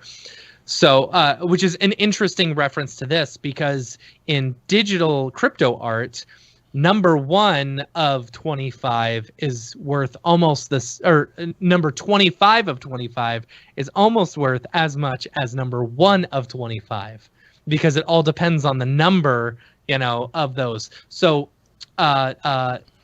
luckily, so for example, I know we're just jumping around. There's a lot. I'm sorry. It's fine, but I get really you say you don't know that much about it, but you have been digging down the rabbit hole for. So, Anthony, if you have questions, feel free to ask me. I do have a question. Yes, let's go ahead. So I'm wondering, if this is blowing up. There's a small few doing this, so high demand, right? So is this about to get flooded and the gates open and everyone starts doing this and you're making $5, It very well because it very, the trendsetters, very well I don't know. There's a long tail, and also the sites that do the curation are going to be the more valuable ones. The ones that let everybody in, you're going to get $5 per drop. Once you let everyone in. But here's the thing. I think you can't, though, right? Aren't these communities, to do this, you have to be invited or something, You right? do have to be invited, Most of them. Okay. Yeah, so you can apply, and then they'll go through your stuff. Or what was it that David just got accepted into? Oh, that do the invites. Yes. Like once you get accepted, it's like Dribble. You get the invites. You get accepted, and then you sell your first piece. You get more invites that you can invite other people in, which I think is kind of a neat way to do it. I like that.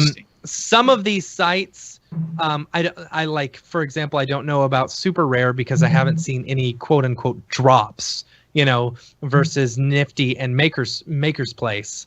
They have actual drops where artists, featured artists are actually, doing a drop that day, where they're going to be selling their art that day, and they make a big spectacle out of it.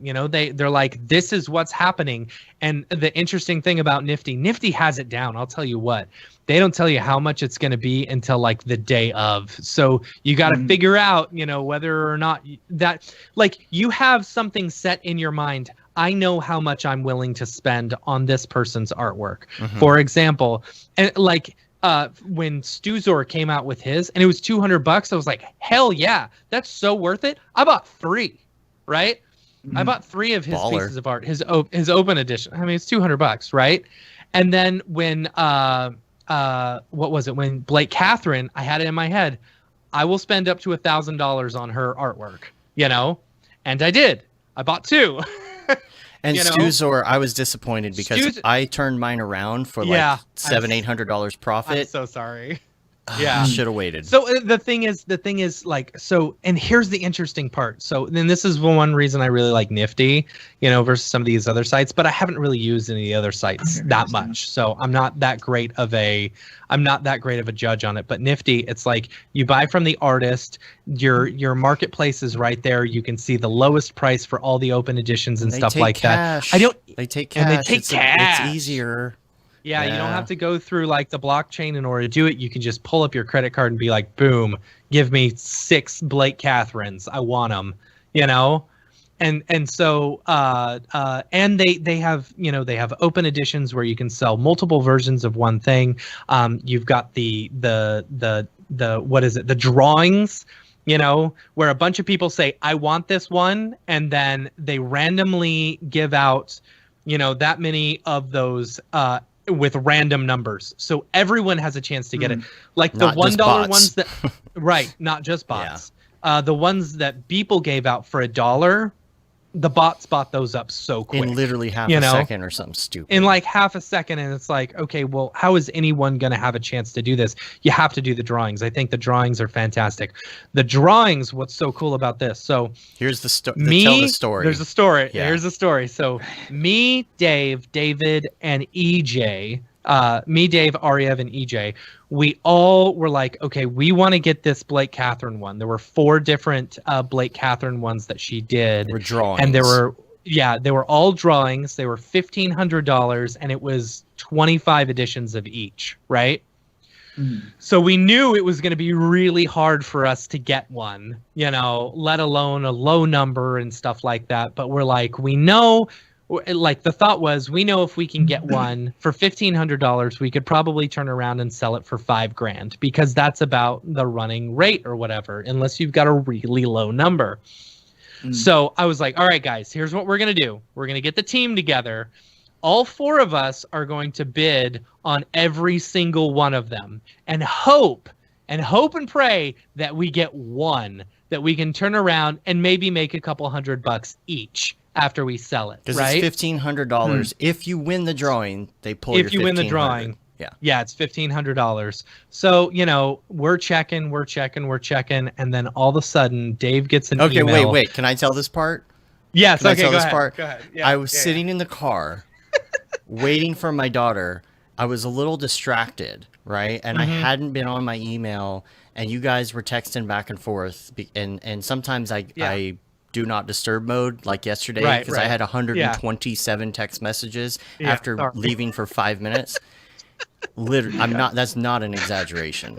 And so I had it on mute, but then I looked at it, and there was a delay because so many people bought. There was a delay in minting the coins for all of these things. There was a delay in finding out that day if we won the drawing. So the emails hadn't gone out, and the emails, I guess, finally were starting to go out, and Matt's like, I didn't get any notification. Yeah, EJ did anyone get an email? That sucks. No, we didn't get it. And I opened my text message. I'm like, oh, let me check my email real quick. And I go, and it says, congratulations, you won the drawing. And I'm like, oh, sweet. And I screenshot it, and I crop it, and I text it to them and everything. And they're like, number 1? I'm like, what? I didn't even look. I didn't even realize it. I'm like, we got the number 1. I was like, how? We got number 1. And I thought it was a mistake. Called him. I was jumping up and down. I was like, we got number 1! I don't know how. What are the odds? It was like 1 in 10,000 or something. So there was 1100. I didn't realize that. That's crazy. There was 1,100 people who said that they wanted that one, know?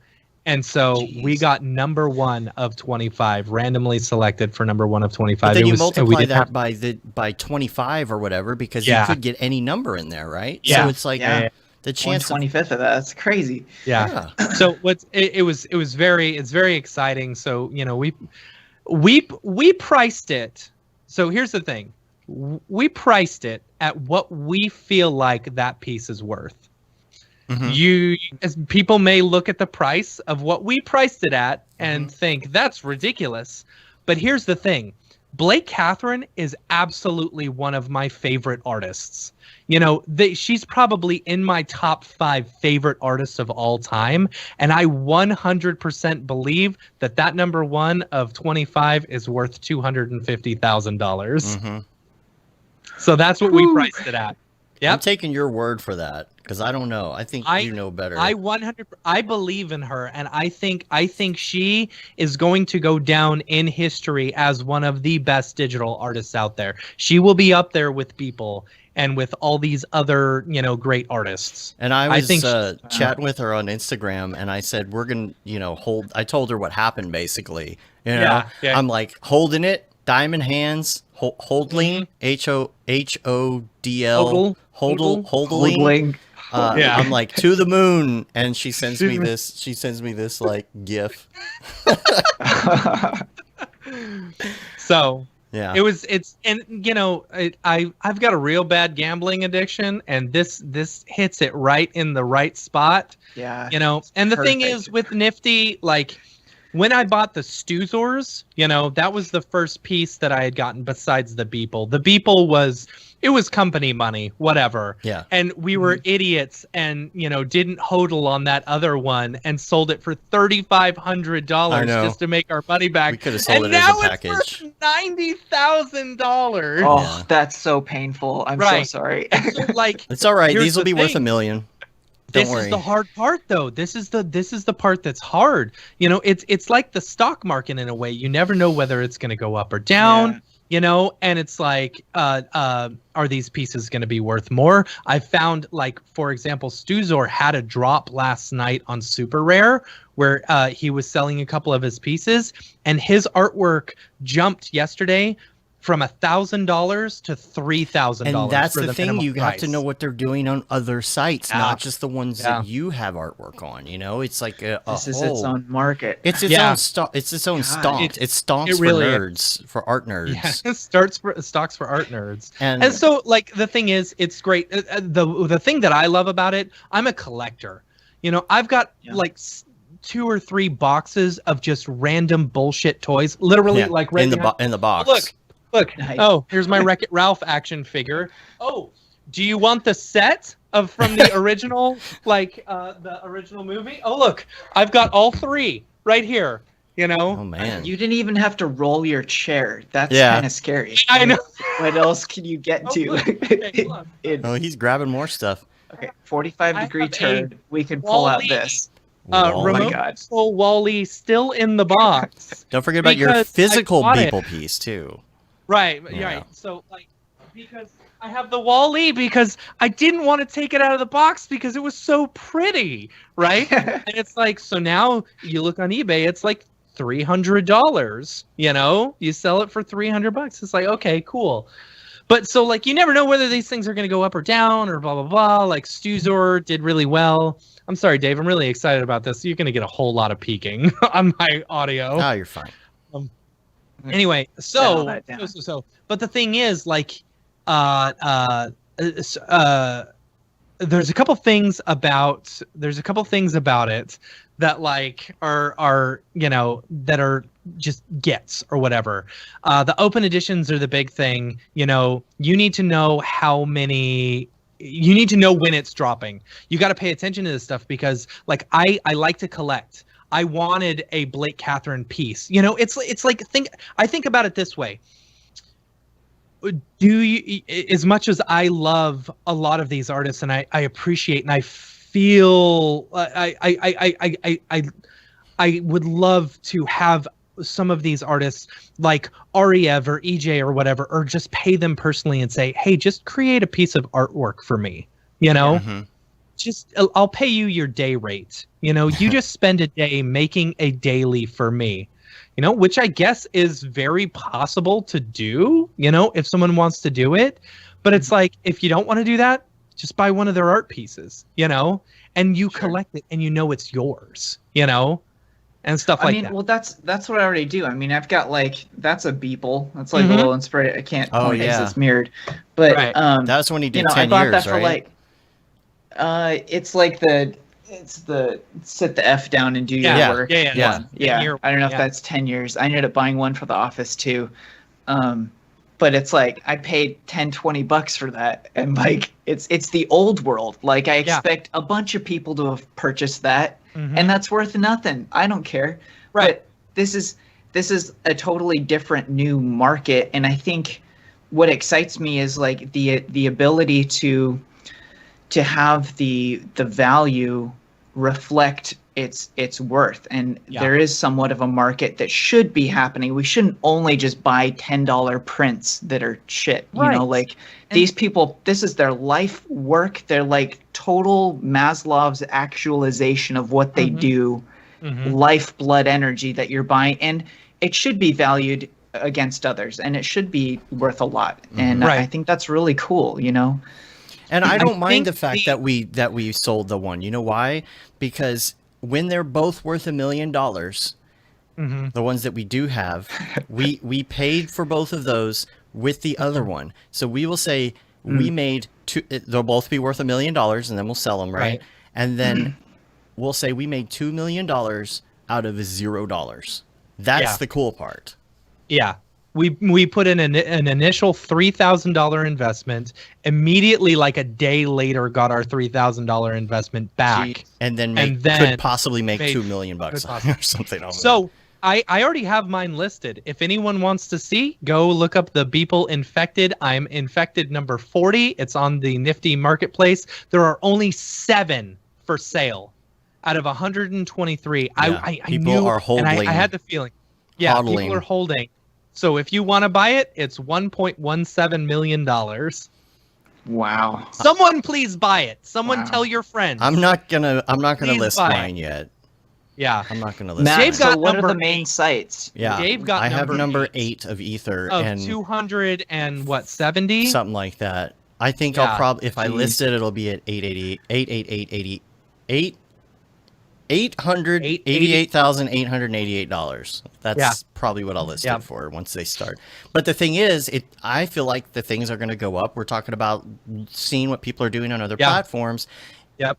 What we haven't talked about is Christie's. Yeah.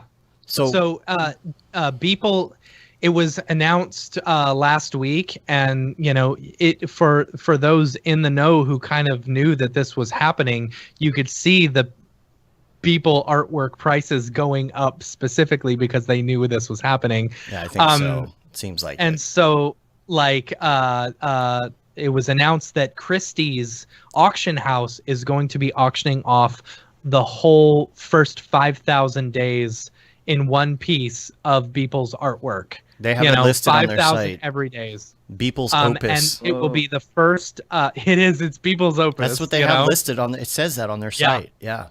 It's the first 5,000 every days. It will be minted. It's minted from Maker's Place, by Maker's Place, and it will be the first NFT that will from Christie's that will take Ethereum and Bitcoin. And the first digital drop is in general, right? There was an NFT previous. I think there was like 1 or 2, but his will be the first one where they accept Bitcoin or Ethereum, which I think is really, really cool. I think that. So here's the thing that I've noticed in the fine art world, where you have a physical piece versus the digital art world. There's a big difference in price with some of these artists and stuff. If you wanted to buy like a Banksy print or something, you could probably find one for like $1,000 or something, versus if some of these digital artists, you're minimum $3,000 to buy one of them, and it's the NFT, it's just digital and stuff like that. It's interesting. I've seen a big difference in price. I'm curious if there's ever going to be like a, what's the word, where they come together or whatever. Merger?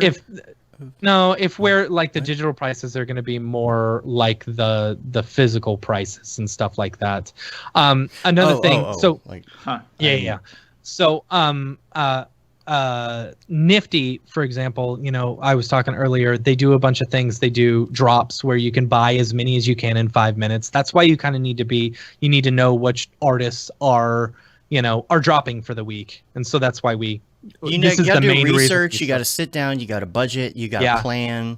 This isn't just, you just don't go on. But I think the great part about it is there's so many people that are in, like, this industry didn't come out of the Mograph industry. This came out of the art collection and the crypto industry. Right. And we just happen to have something to do with it in the Mograph industry. That's why I think we have an advantage over some of the other. That's what I was going to say. Some like the art collectors. We know the artists. We know the artists. I knew Blake Catherine's was going to be good. Right. And, that's why I bid on Blake Catherine stuff. I'm a big fan of Stuzor. that's why I knew his price was going to be good. He's got the work behind it in order to, and for $200, how could you not? Yeah. That's why I bought 3 of them. And Kent in the chat is clarifying it's the first solely digital NFT. First solely, yeah. Oh, yeah. That's right. Yeah, because I think the other ones they offered NFTs with the actual physical pieces and stuff. But then you've also got whatchamacallit, Gavin Shapiro. He did a drop last week on Monday. I bought 2 of his pieces. And surprisingly, I was very surprised. I turned around and flipped one of them for $1,000, and I don't know why. Well, I'll tell you why. Because mine was the lowest number out of all of them. There was a bunch listed for resale. There was like 8 or 10 listed before mine, and for some reason mine resold because I had a lower number. That's why it's important to get in on these early. Yeah. So you've got drops, which is, you buy as many as you can in 5 minutes. They've got the drawings where you basically say you want it and they'll pick a random person to draw. You've got, get it as fast as you can ones.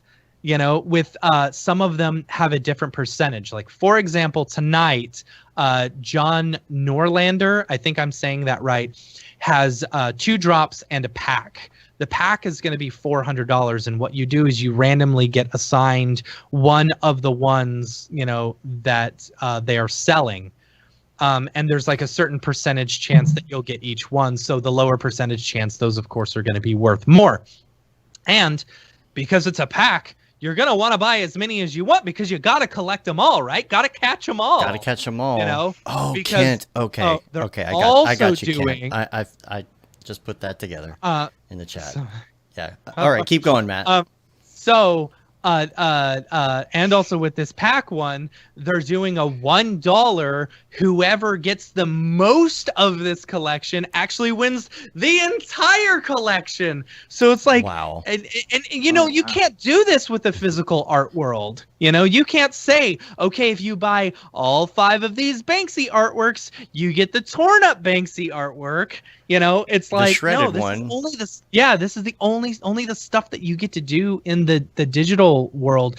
And here's some other stuff that like me and my brother were talking about. Because it's digital, because it's linked to like like an MPEG-4 or something on a specific site that's holding it. Who's to say that MPEG-4 can't change? Mm-hmm.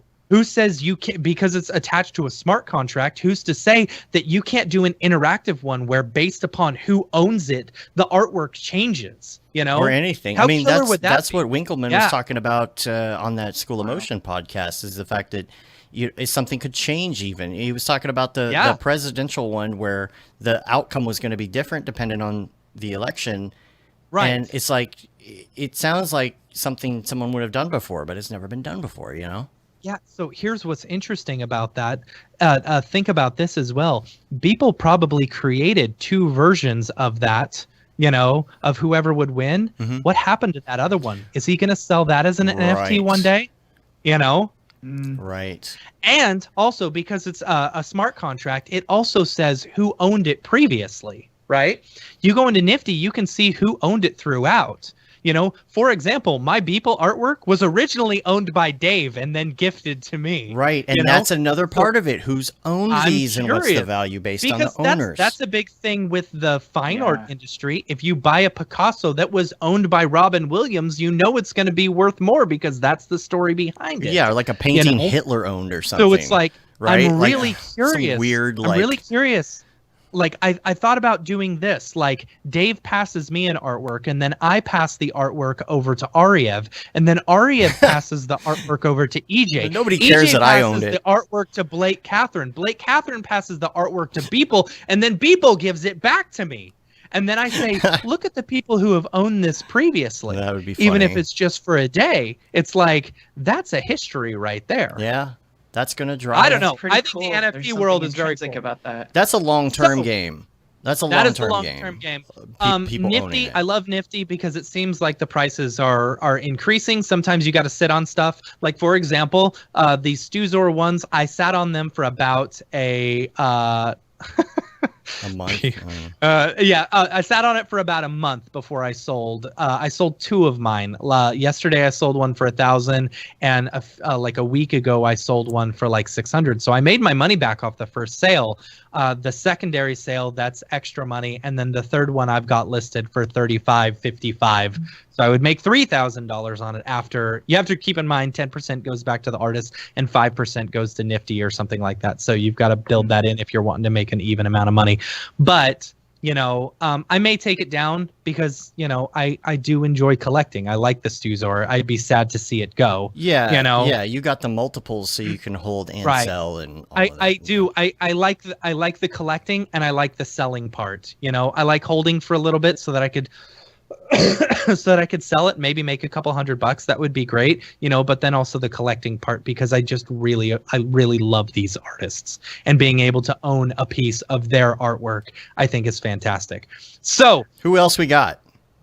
Okay, I got a question for you real quick, Matt, though. I'm curious what your thoughts are on the longevity and the fluidness of how these platforms evolve. Like, technology, like, is this going to be out of date in 10 years and we're not using the MP4s or the JPEGs or whatever?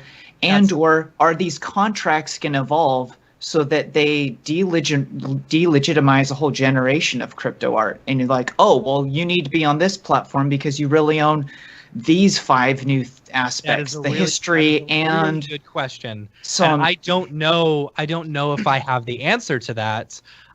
Like I was very concerned the other day, because if you go onto Nifty's site, if I was to sell something for $1 million, it says I can only transfer $5,000 a week to my bank directly from them, unless I go through and do this whole other like payout system. You cash through it to Gemini, Ethereum, right? Ethereum you have to to attach US to dollars. Ethereum, and you got to transfer it, and then there's fees that are associated with that. And it's like, okay, well, I could just sit here and pull out $5,000 a week for the next 4 years. But what happens if this site goes under in 4 years? I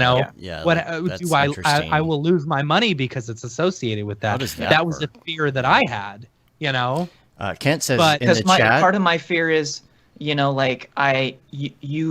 next generation that comes up, maybe it's an official print from some Italian in Milan that is printing everything, and it comes with an actual chip, gold chip and a number, and there's a certain sense of tapping into the old art world that combines the hybrid and is I don't know.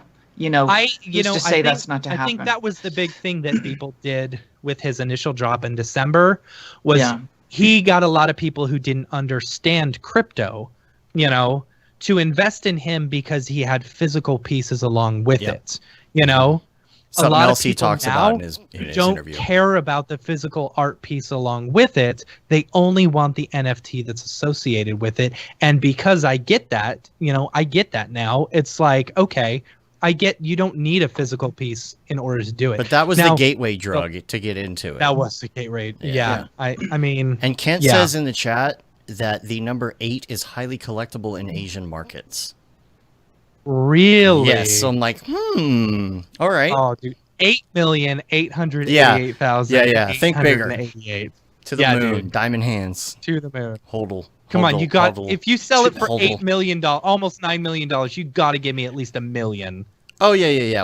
We'll work something out. I'll give you a couple bucks. No, you just buy my people artwork for $1 million. Oh, there you go. There you go. And then I'll let that gain. Yeah. Yeah, exactly. That's fine with me. I got $1 million. All right. I don't care. There we go.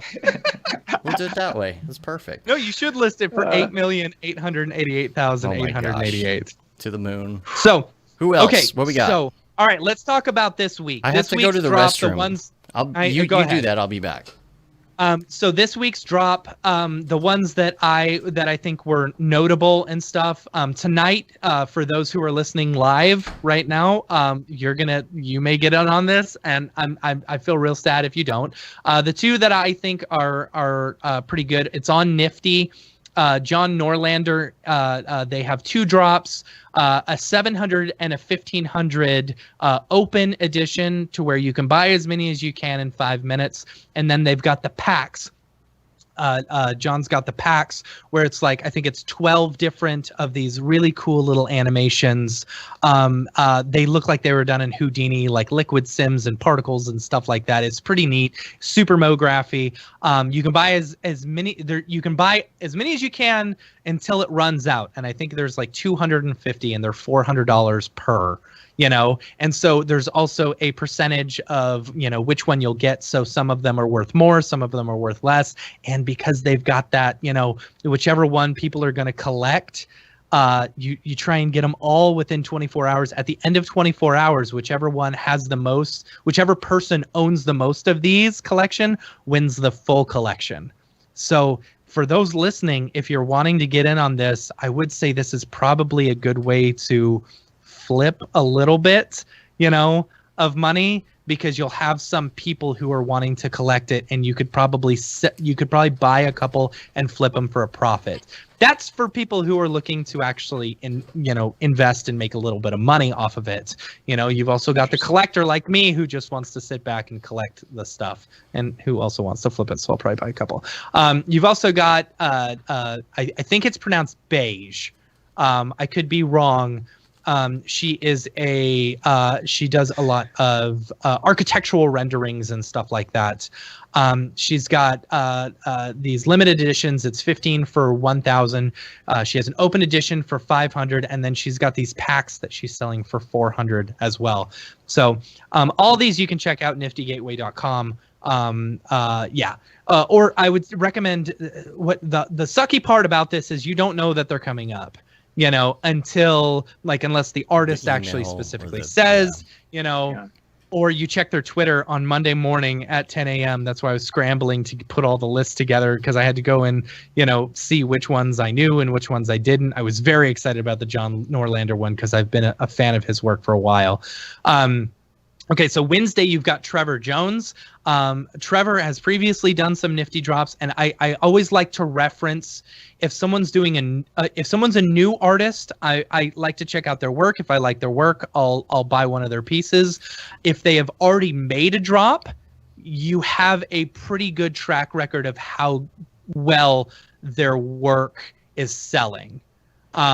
So for example, Trevor Jones did 4 drops where it was like this Picasso bowl, and it was all bidding, and they bid, I think the top bid was like $55,000. So I would say if you're looking to invest, Trevor Jones is a very good investment opportunity. Trevor Jones is also a really good artist. I really like. Mograph.com does not guarantee results. We do not guarantee anything. If you lose $10,000, you lose $10,000. I am telling you the people that I am putting my money down on. And so Arya said Josh Pierce on March 1st now too. Okay. I haven't gotten into March because that will be next week. Gotcha. I'm just doing it for this week. Gotcha. Thursday on Nifty, you've got a really good artist named Greg Mike. He did these really cool can renders, like he did a series back in the day, and he's redone these for a bunch of new artwork that he created. They're pretty neat. I don't know the price on those yet because normally they don't release the prices until the day of, which is a hard thing for budgeting wise. That's why I like to, double dip and sell and stuff like that, so that I can actually get a little fun money. Yeah. So here's the thing. The investment is there, if you're willing to wait the time. I turned $600 for my initial Stuzor investment. If I was to sell all of my Nifties that I have minus my Beeple at the lowest price in which all of them are listed on the marketplace, I'd have $9,000, It's pretty good for an initial $600 investment for 1 month ago. And Sarah, we'll put those links in the Coinbase account, or what do you do? It does what it does is once you sell it, it goes into your balance on your Nifty site. So I've got right now I've got like $1,000 balance on my Nifty site. And then you can just transfer it to your bank. You can transfer up to $5,000, or you can go through the Gemini stuff. The Gemini stuff I don't know much about. I think it's, you have to convert it to crypto and ether and then into your bank account, and there's no limit on how much you can do. I'm not 100% sure. So a couple other artists to look out for. This is on Maker's Place. Kid Mograph, well known within our industry, super well known, is dropping, I think, 3 art pieces, and I think they're single editions. Don't quote me on it because I can't really tell. That's why I don't. That's why I like Nifty, because it gives me a good layout of what everything's happening. I think Kid Mograph is doing 3 individual pieces. They're one of ones, I believe. Tomorrow, his drop will be tomorrow, and I think that will be bidding. I'm pretty sure. So people bid on it, and with those, I think you have to bid Ethereum. You can't bid cash. So you'll need to have like a MetaMask, an account, and it associated with your web browser. You've got to have the plugin, and then it'll associate with it. I'm not 100% sure how it works, but Kid Mograph, really well known in our industry. He's doing a drop tomorrow. Roger Kilimanjaro is also doing a drop tomorrow. Roger originally did a drop on Nifty a few weeks ago and was actually very successful. They did I don't know if it was an open edition or a limited edition, but it was $250 for that drop. And, that was like a week. Wasn't it a week ago? A week and a half? I don't know. In this crypto art world, a week feels like a month. Well, last week felt like a month anyway because we were I know, right? trapped in the snow. But so Roger Kilimanjaro did a drop on Nifty, and they were sold for $250 a piece. They are currently going for $1,750 right now. So I don't know how many they're dropping. He's dropping, but it could be a good look into. Has anything gone down in price? Yeah, so I mean, right now the Stuzors at the beginning went down. And I was like, okay, well, maybe this is, the thing is, if you're willing to hodl for a little while, then, the prices will go up, but I don't know. This is all, is it a big bubble where it's just going to pop at some point, because every day someone's hitting me up. Hey, I want to know about this Cryptoart stuff. I want to know about this Cryptoart stuff. I want to know about this Cryptoart stuff. You get more people in it, and then they start realizing it may just be this bubble that pops. You get too many people in it and not enough people wanting to collect and wanting to sell, or the prices are too high, or, I don't know. I can't. You're going to have the good ones float to the top. You're going to have a long tail for sure. Yeah. It's not like it's just going to go away, but it's just really hard to tell. Here's the thing. You may get some of these artists who are on, super rare or something like that, and they want to be a crypto artist, and so they'll start building up their reputation and, their Twitter account and following. This is perfect for the Instagram people. The Instagram people who the Mograph people don't want to hire because all they do is their Instagram daily renders. This is your place. This is how you make your money. There you go. Do it. I'm telling you, there's like these Instagram artists and stuff like that, and Twitter artists and stuff like that. Like this is their market right here. What was I saying? Okay, so Roger Kilimanjaro, good. You got one more. The other one, and Roger and Kid Mograph are both tomorrow. So if you're wanting to get on that, 2/23. We'll say the 23rd, date, yeah, just in case. Then the last one is on the 25th. David McLeod. I don't know if you say that, but it's this cool abstracty Mograph stuff. Really cool stuff. I like their stuff. It's very, very cool. And this segment won't always be an hour long. This is just the first time we've done it. And we're trying to give everybody a primer. Usually every week it'll be like, here's the listing. I know not everybody likes this talk. Not everybody likes the crypto art talk. It's not going to be don't worry. It's not going to be an hour every week. This in depth every single week. Yeah. And Kevin, you're right. I am very passionate about this because my wife hates hearing about crypto art. My wife hates hearing about crypto. Not when she goes to the bank. Well, here's the thing. So yesterday I sold a Stuzor and I made $1,000. And I went in and I told her, I said, hey, I just made $1,000. How much would it cost me to give you for you to like crypto art? Well, that's like, how much will it cost for you to just shut up? So, but it's like, and here's the thing, like, what's it called? My hobby for the longest time has been 3D Mograph. You know, that's my hobby. It's like, yeah, I finally found a different hobby that I kind of like. But and it's related. Of course, related. I'm passionate about it, and it's related. Yeah. So I feel, I've drinking the Beeple juice. I have drank people's juice. Hopefully it's not coming out of a tube from Buzz Lightyear's nipples. Right, exactly.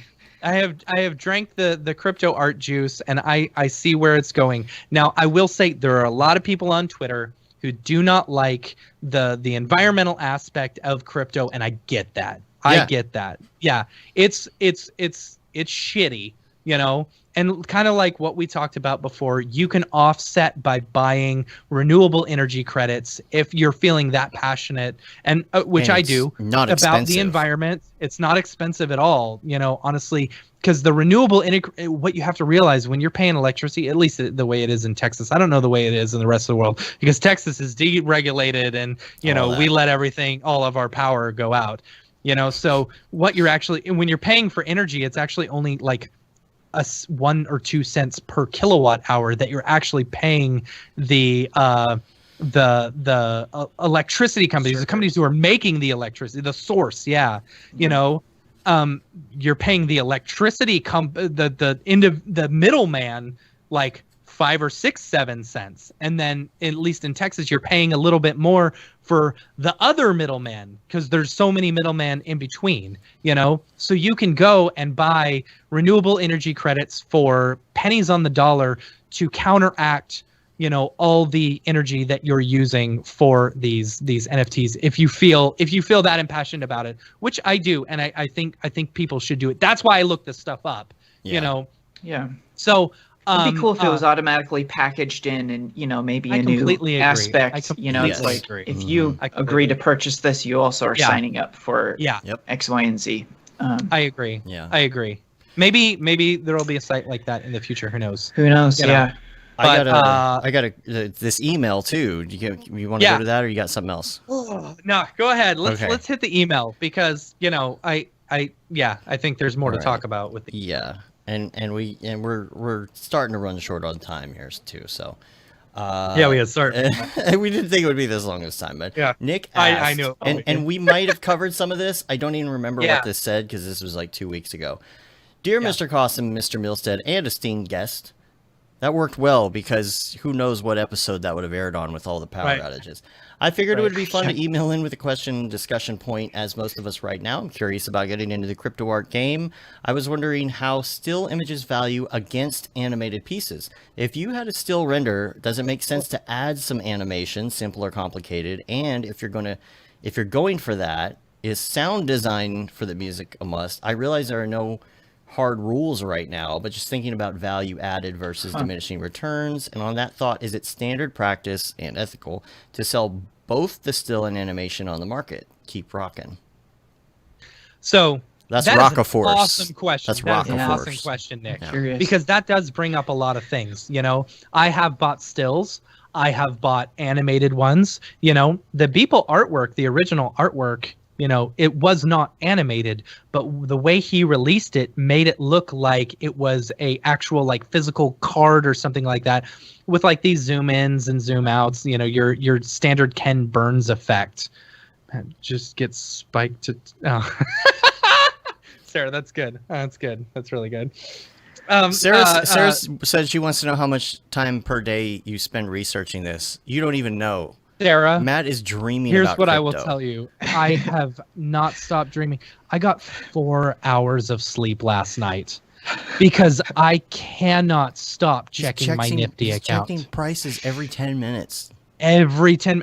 You want to know how many times I've done it during this episode? Probably at least 6 or 7. You need like an app that like is. I know graphing we need an app. This. Like tell what the thing is. Stonks so what was I saying? I do spend a lot of time, and I have this thing that I call Schrodinger's Cryptoart, right? Yeah. Schrodinger's Cryptoart. Like this. Okay. I have listed my Beeple artwork for $1.17 million. Please tell your friends I want someone to purchase it for me. I will throw a big party for you if you do convince someone to buy it. So I have this thing called Schrodinger's Cryptoart, where every night I go to bed and I wonder whether I'm going to wake up in the morning a millionaire because it's for sale. Piece of art. Because it's for sale. Because it's for sale. And it's instant. Right? It's not like you have to approve the sale. It's just correct. gone. It's gone. It is instant. It is gone. So every morning I wonder whether or not I will have sold this piece of art and I'm a millionaire, and I will not know until either I check my Nifty account or I check my email. So in between the time in which I fall asleep and I check my Nifty account one last time before I go to bed, up until it's the first thing I check in the morning, I am both a millionaire and not a millionaire. I will only ever know if I'm a millionaire once I check my Nifty account each morning. Life in limbo. Yeah. So it's so funny because, like, I mean, it's all I've ever wanted in life is to be a millionaire, right? I just want to be a millionaire. So, like, I go to bed every night thinking about, what if in the morning I wake up and I'm a millionaire? How am I going to react? You know? And it's like, and then that keeps me up all night. I got 4 hours of sleep last night because I could not stop thinking about crypto art.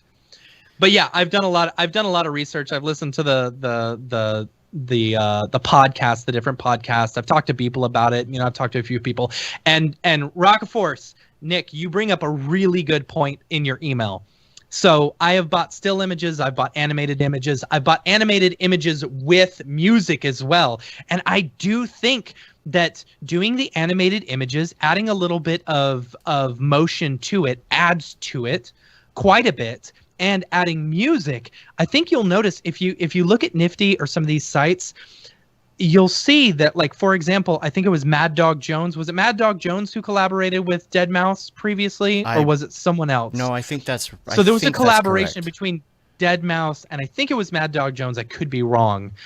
This past week, and the amount that was sold was astronomical. It's like 1,400 open editions, which is absolutely insane. At $1,000 a piece, you know, they made $1.4 million in 5 minutes. You know.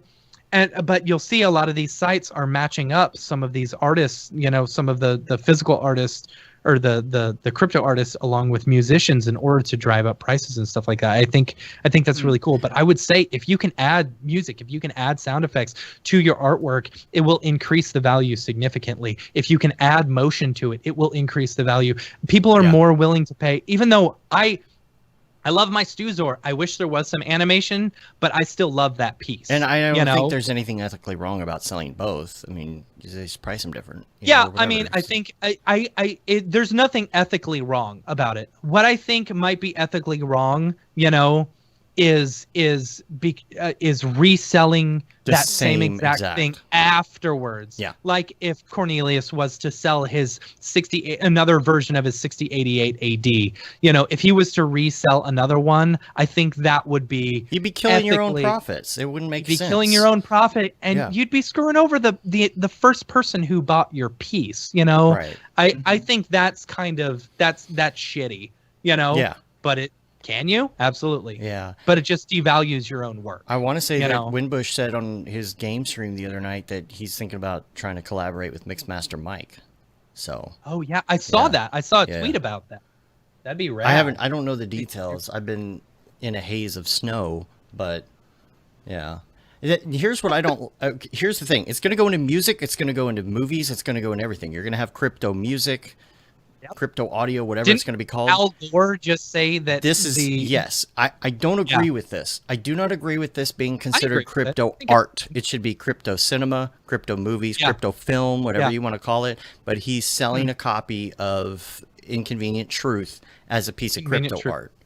Which is so stupid because it's like, okay, so are you going to offset the carbon costs of actually minting that NFT? That's irony.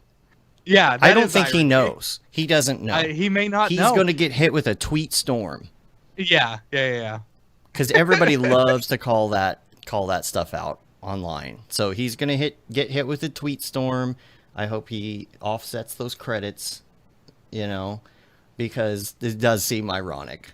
But it does. I've got some other crypto links here that I want to talk about, and just real quick, because with this Christie's drop, these will all be in the notes.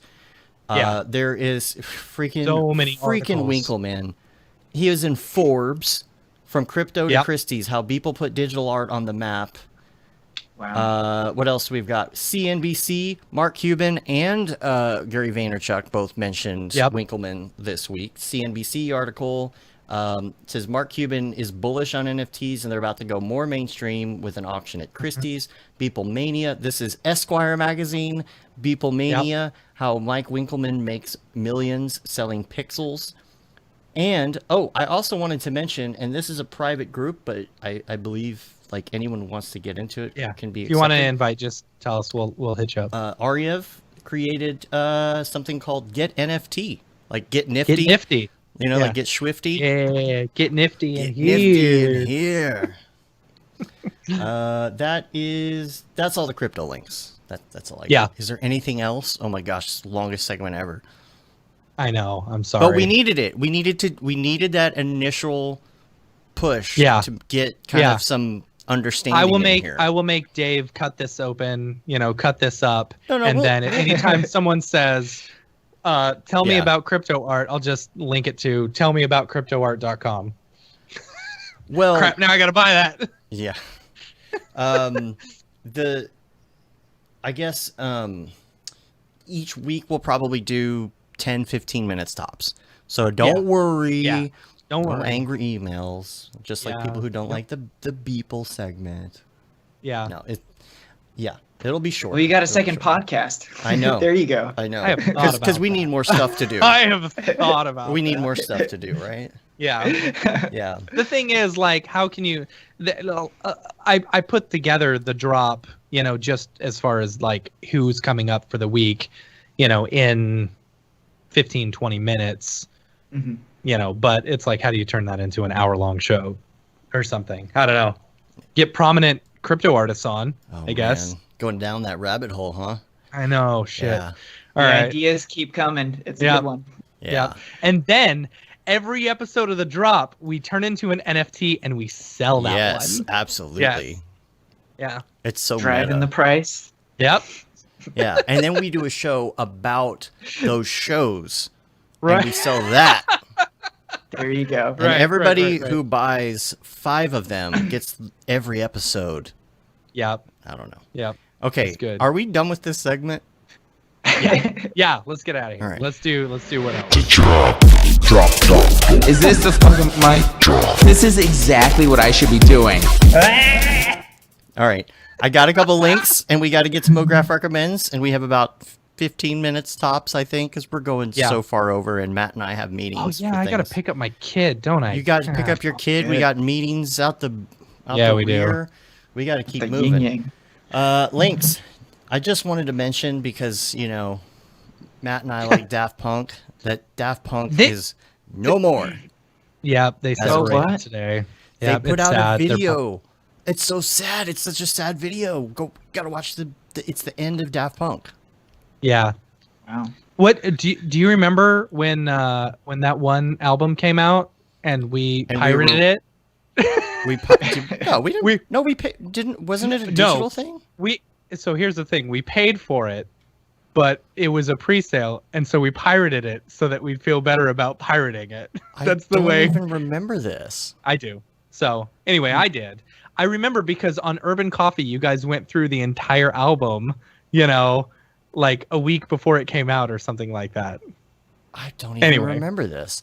Okay, I just remember that we listened to it like on loop on Spotify when we were working at that place together. Yeah, like a lot. Yeah. A lot. It is a very historic part of my life, that album. That last Daft Punk album. There's all these songs that remind me of when we were working at that terrible place. Yeah. The other link that Justin Timberlake 2020 experience. Yep. That's the absolutely. Every time I hear Justin Timberlake, I think of that time. It was around March of 2013 or 2014. Yeah, I think. One of those years. Something like that, yeah. Notion. I wanted to talk about Notion because I've been down the rabbit hole and I've been talking a lot with Chad Ashley and like he's going to show me like some like deep cuts and stuff. I am obsessed with Notion.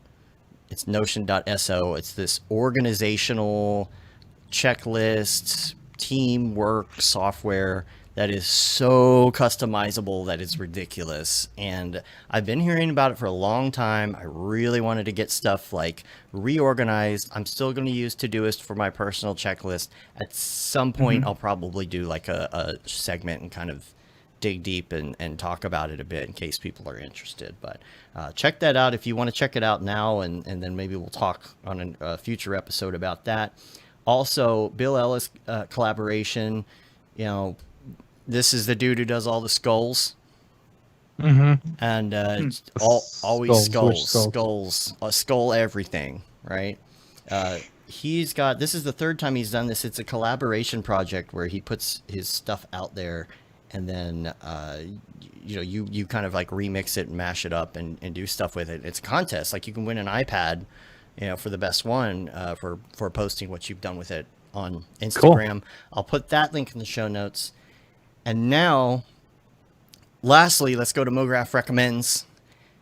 And we still got recommends to do. We got to do it quick. Oh boy! So we're gonna go bam, bam, bam, bam. We're gonna get through this quick as we can. We got about 10 minutes, right? Before you have to. Yep. Okay. Yes, 10 minutes. All right. Number one. So these are all gonna be, Anthony. These are questions for you, Anthony. Your favorites. Alrighty. Either recent favorites or all-time favorites. Doesn't matter. We'll bang through it here. Number one, favorite movie. Jurassic Park / Star Wars. But Nice. Jurassic Park. Ooh. I still have a Jurassic Park dinosaur in my room model. Does it have the dino damage? Hand painted. Oh. I like it. But I remember dino damage. That's funny.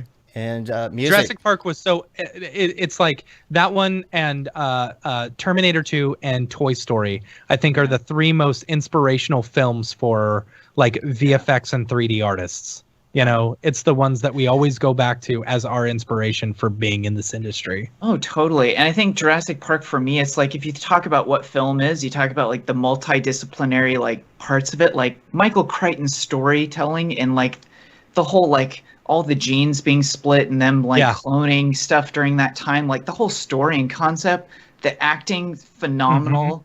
Like the music, John Williams couldn't have been better. Like I think, and the visual effects was the first time humankind saw a dinosaur. Like, anyways, I think like if you look at any discipline, all of those like apexed at Jurassic Park and Star Wars, like of course, like got to. Of course, I got a new rug, a Star Wars rug. Did I show you? I did show you this, right? You showed me, Did I show you? I don't know if you can see it, but I got from Ruggable. It's a Star Wars rug. Right there. Check that That's out. amazing. Yeah, it's fun. And I got another I do one have a coming as Millennium well. Falcon as well. I have a Millennium Falcon model that's like, it's still unfinished, but I've held on to it. Is it Lego or regular? It's regular. It's like a 1.5 foot long, like big model, like Hobby Lobby model I had as a kid, but it was too complicated and still is. So it's That's not funny. done. Music. Favorite music. I would just say Beatles. Okay. Yeah, blow my mind. As a guitar player, they break all the rules and still make it work, and the volume that they produced in the amount of time is mind-boggling. The volume is insane. They were like 27 when they broke up. Yeah, which is absolutely blows your insane mind to me. Yeah. 27 is when I finally started like into my career. Yeah, that's when I finally became an adult. Right. Yeah. All right. TV show. Yeah. TV show all time, since we got to do this fast. Next Generation. Yes! I grew up on that. Yes. Agreed. Still love it. Agreed. And was so happy that Picard came out. Like, so good. Just can't get enough of that guy. How did you The feel Inner about Light. Voyager? Oh, the Inner Light. The Inner Light. I mean, so good. It's I almost don't want to bring up other Star Treks because like they don't deserve much light, do they? All right. That's fine. I agree. Next Generation was so good. It was just so good. Oh. When I lived in New York, actually, I went and saw Patrick Stewart live, and he did a 3-hour-long Tennyson, the poet Tennyson, reading. Wow. On stage with a pianist next to him, just like they're guys doing piano, and Patrick Stewart is just doing poetry, and it was like the best 3 hours ever. up That's at 92 Wyatt. Kevin said that Next hours. Generation is good, but he recommends Breaking Bad, and he says Breaking Bad is the best show he's ever seen, except maybe The Wire. All right, We're talking check this about out. all time what you grow up as a kid, because Next Generation is it can get rough. Yeah. I do want to. I just want to chime in real quick and say I feel like an awful person for this, but I broke down and got Peacock. NBC Peacock. My brother bought Peacock, so I've got Peacock. All right, so here's the deal. I did the numbers because I just wanted The Office. I went 2 months without The Office, and that's a long time for me. I broke down. I did the numbers. I was like, it's $100 to buy on Vudu. It's $120 to buy it season for season on Amazon. It was only like $90 to get it on Peacock. But then, of course, you don't want commercials, so you get the higher plan. Great. Yeah, but here's what I gotta say. I know we're running out of time. Here's what I gotta say. They've only done season 3 with like this so far, and I think they're gonna do the others. But they put the episodes in as extended versions. You can go watch a separate extended version edition, and they're like 10 to even up to 20 minutes longer, and it's really cool because it's not like it was bad stuff that was cut. It's just they had to cut it because of TV at the time. Yeah. And so we've been watching these long extended versions of our classic favorite episodes in season 3, and I'm really enjoying it. So I hate that I broke. I'm not going to watch anything else on that stupid network. Parks and Rec? Watch Parks and Rec. But you can Brooklyn Nine-Nine. You can watch that on Hulu, I think, though. That's true, though. Yeah, I don't know. Yeah. All right. Next one on the list They've been pulling stuff, though. They have, yeah. Podcast. Dan Carlin's Hardcore History. Blow your mind. The guy is, he's a total gem. He has, like, one of the series is called Blueprint for Armageddon, and it basically it's like 3-4 hours each, going through World War I, the Great War. But he has stuff from all over. He has like the takeover of Persia over all the known world, but just mind-boggling stuff you never learn in school. And he always brings like 40-50 references, and he's always chumming through and going through these really interesting things. And for me, like the war part, I could care less. There's nothing like romantic or anything about it. It's just Dan Carlin's ability to kind of showcase like the insane humanitarian tragedy that everyone got locked into, and really describe and get the numbers, the millions of the hundreds of thousands to mean something, and to be able to see it. It's just mind-boggling. I always listen to him going out surfing. I listen a good hour and a half there, hour and a half back. What's the name again? What's the title? Dan Carlin. Okay. Dan Carlin's Hardcore History. Yeah. But just look up Dan Carlin. This one I think you actually have to pay for. It's like, but you can get them for like $2.50 an episode, and there's like 5 episodes. He may be doing that now, but he was on iTunes, and I think still is with a lot of free ones. Okay. Okay. But that'll mix things up for sure. Cool. All right. What about favorite plugin? Not render engines. Magic Solo. Okay. The Nitrobake guy. Magic Solo couldn't live without. Yeah. And you still best soloing, easiest. Like I couldn't use Cinema without it. I was gonna say, despite this, what's in Cinema now, you're like despite. Okay. All right. Yeah. And Alcom's Razor, man, the simplest rules. It's just one and done. Yeah. Favorite app, go-to app, muscle memory app. Calm. Oh, that's a good app. Okay. Not because of all the meditations and stuff, though. I actually, those are great and I do them, but the bedtime stories are amazing. They're so manipulative. Have you? Did you listen to the Matthew McConaughey ones? I think I've listened to one or two of his. There's one where. Yeah. To go to bed. All right, yeah, they're like adult bedtime stories. Yeah. Okay. He's like, and then the rabbit ran into the house, and the house was square and purple, and the walls were very bleak. I get older, they stay the same age. Yes, they do. Yes, they do. There's one guy on there. If you have Calm, you got to look up Eric Bra.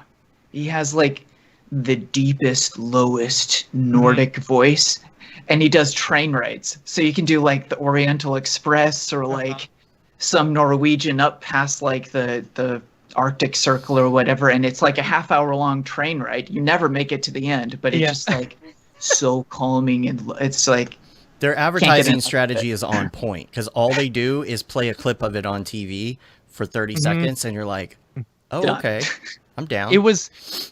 So Calm is like, it's like $70 a year, right? No, it's not. There's a trick. You can say get the app. In the options you go to your iPhone. I don't know if you're an Android. Who cares? Yeah. You go to the settings and you can go to subscription settings, and you can do. There's the 71, but then you can choose from like 12. And you can just choose. Oh, I want $9.99 a year, and you just choose it. Oh, neat. I did it for me and my wife, and we only paid $10 just because we dug into the settings, and they allow you to just choose. Interesting. My wife is a teacher, and she gets it for free. Oh, so cool. we've put my kid to sleep several times with that app. It's Calm is great. Is great. Yeah, it's stellar. Yeah. All right. Video game. Oh, like all time, like GoldenEye, but yeah, good choice. See, you would be great at. You got to get on that Halo 5. Kevin just got an Xbox I love too. Halo. I'm ready to play with him. Yeah. Come on. I actually Xbox. broke down. I broke down last year, got an Xbox, and I've actually played a ton of Battlefront 2, the Star Wars. Yeah? It's like your dream come true. It's just like all characters, everything, all the music. Here you go. Just like, and I don't know if I need anything else. Come join us though. We got like a group of 20 Mographers who play Halo on random nights all the time. Guys. Halo 5. I can't wait to play with Kevin. I'm just telling you, Kevin, we got to play some Halo soon. Got to get on that. I did all high school. High school was Halo. I did that all the time. Yeah. We don't have a regular time. Sorry. We don't. Sorry. We usually, honestly, like if I had to give you an average time of when it happens, it's at 10 p.m. Central Time is our average time that it happens. That's not bad. Yeah. Last one is this is the tough one. Your favorite life hack. And Mitch Myers is the example. You turn your toaster on its side for some bomb-ass grilled cheese. And now you could have something very insightful or something little. Oh, man. I'll just say, life hack for me right now is Wim Hof. I've been doing the ice baths. Really? Jeez. Oof. Yeah, that's been like with the craziness of just this last year. I've been getting into like David Goggins and Wim Hof, which are like, do what is uncomfortable, do the opposite of what you'd like. So I think for me, it's been like a way to expand my comfort zone, expand what I can take on. Do you guys know about Wim Hof I've at all heard with of his this. ice I've got a baths? friend who, well, not the ice bath specifically, but talking about comfort zone and going out in the cold, naked, whatever you do. I don't know. Yeah. How do you so do essentially, all the ice, so though? for me, this is what it means. A lot of times, because we're working from home, I can do a quick workout or something, but then I can do something like a Wim Hof method, where I'll fill the bathtub up with like 10 to 15 ice packs. There's a 10-minute YouTube where there's like 3 rounds of hyperventilating, and then you hold your breath for like a minute or two, and then you go through this little 10-minute phase, and it's insane. The feeling you get afterwards. While you do it, you go into this kind of like like really calm, really like where you can hear your heartbeat almost type quiet, and. After you're done, it feels like you've been in the ocean, like the really cold, vibrant, crisp feeling that you get when you go surfing or you're in the ocean for a few hours and you get back home and you feel really fresh. Do you do get that anything like feeling. do you put headphones on or earplugs or do anything like that, or is it just straight I'll up? follow along with him sometimes with headphones, like little AirPods, or just have like my iPhone out. And each round is like 2-3 minutes of you just breathe a ton, you hyperventilate, get a ton of oxygen in you, and you do that for 10 minutes. So I'll do it for 10-15 minutes, and call it good, but it's like a really good like reset. No downsides, and it's no side very effects. extreme. No, like anyone says like they, you know. No. If anything, it's there's a ton of health benefits. Essentially, like we've learned how to be clothed, and the dynamic range of like what we are exposed to is very, very conservative. We used to get really cold or really hot, and our body would have all these natural responses. But we don't go through that anymore. So this does a ton for like your blood vessels, a ton for like expanding your lung capacity. Like it's in the same category. It's a hormetic stressor. So if you're into like intermittent fasting, doing cold therapy is also a hormetic stressor the same way that fasting is. Right. So yeah, a bunch of really cool stuff. So Wim Hof, like if you're into wanting to get like a very extreme reset and you want to be like, I'm going to, do the opposite of what I want to, what my body's telling me to do and be okay with that. It's a great like mind game. I do that every day. I get up when my body tells me I still need more sleep. Yeah. When you roll out of bed and then roll into your chair for work. I'm always out of my comfort zone because I'm awake. Right. Yeah.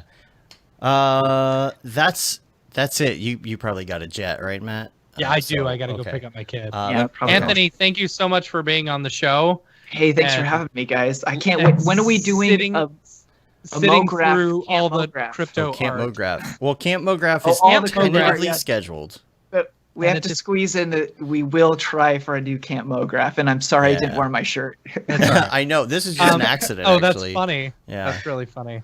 I've got the blue one. Camp Mograph is scheduled. I think I am my gut feeling is that it's going to happen this year, I hope so. Because I have a feeling by May, April, things are going to start getting a bit more normal, I hope so. And so we'll keep everyone updated, but I have a feeling we'll be fine. Yeah. All right. So, well, yeah, thanks again. If people want to find you on the interwebs, you got AnthonyAbbottDesign.com. Also, what's Swordfish's website?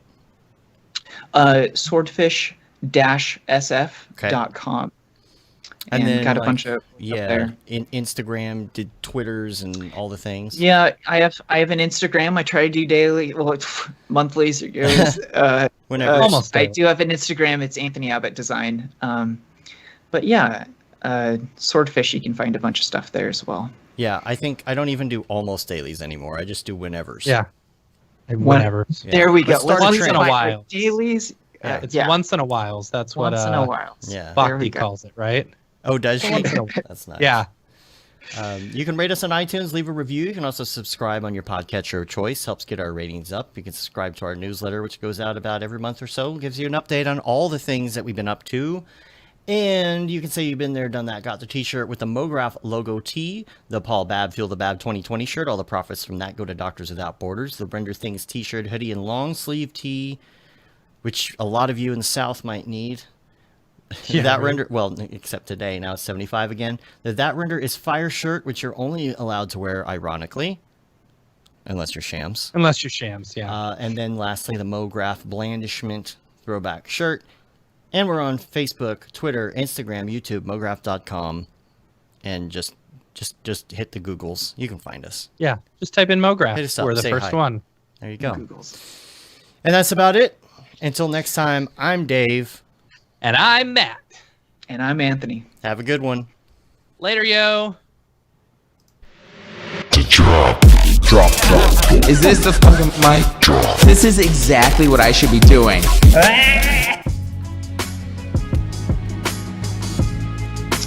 Sweet, guys. Stand by. Give me Peace out. Hold on one second. One second. Stick with us. Don't for hang a up second. yet. Oh.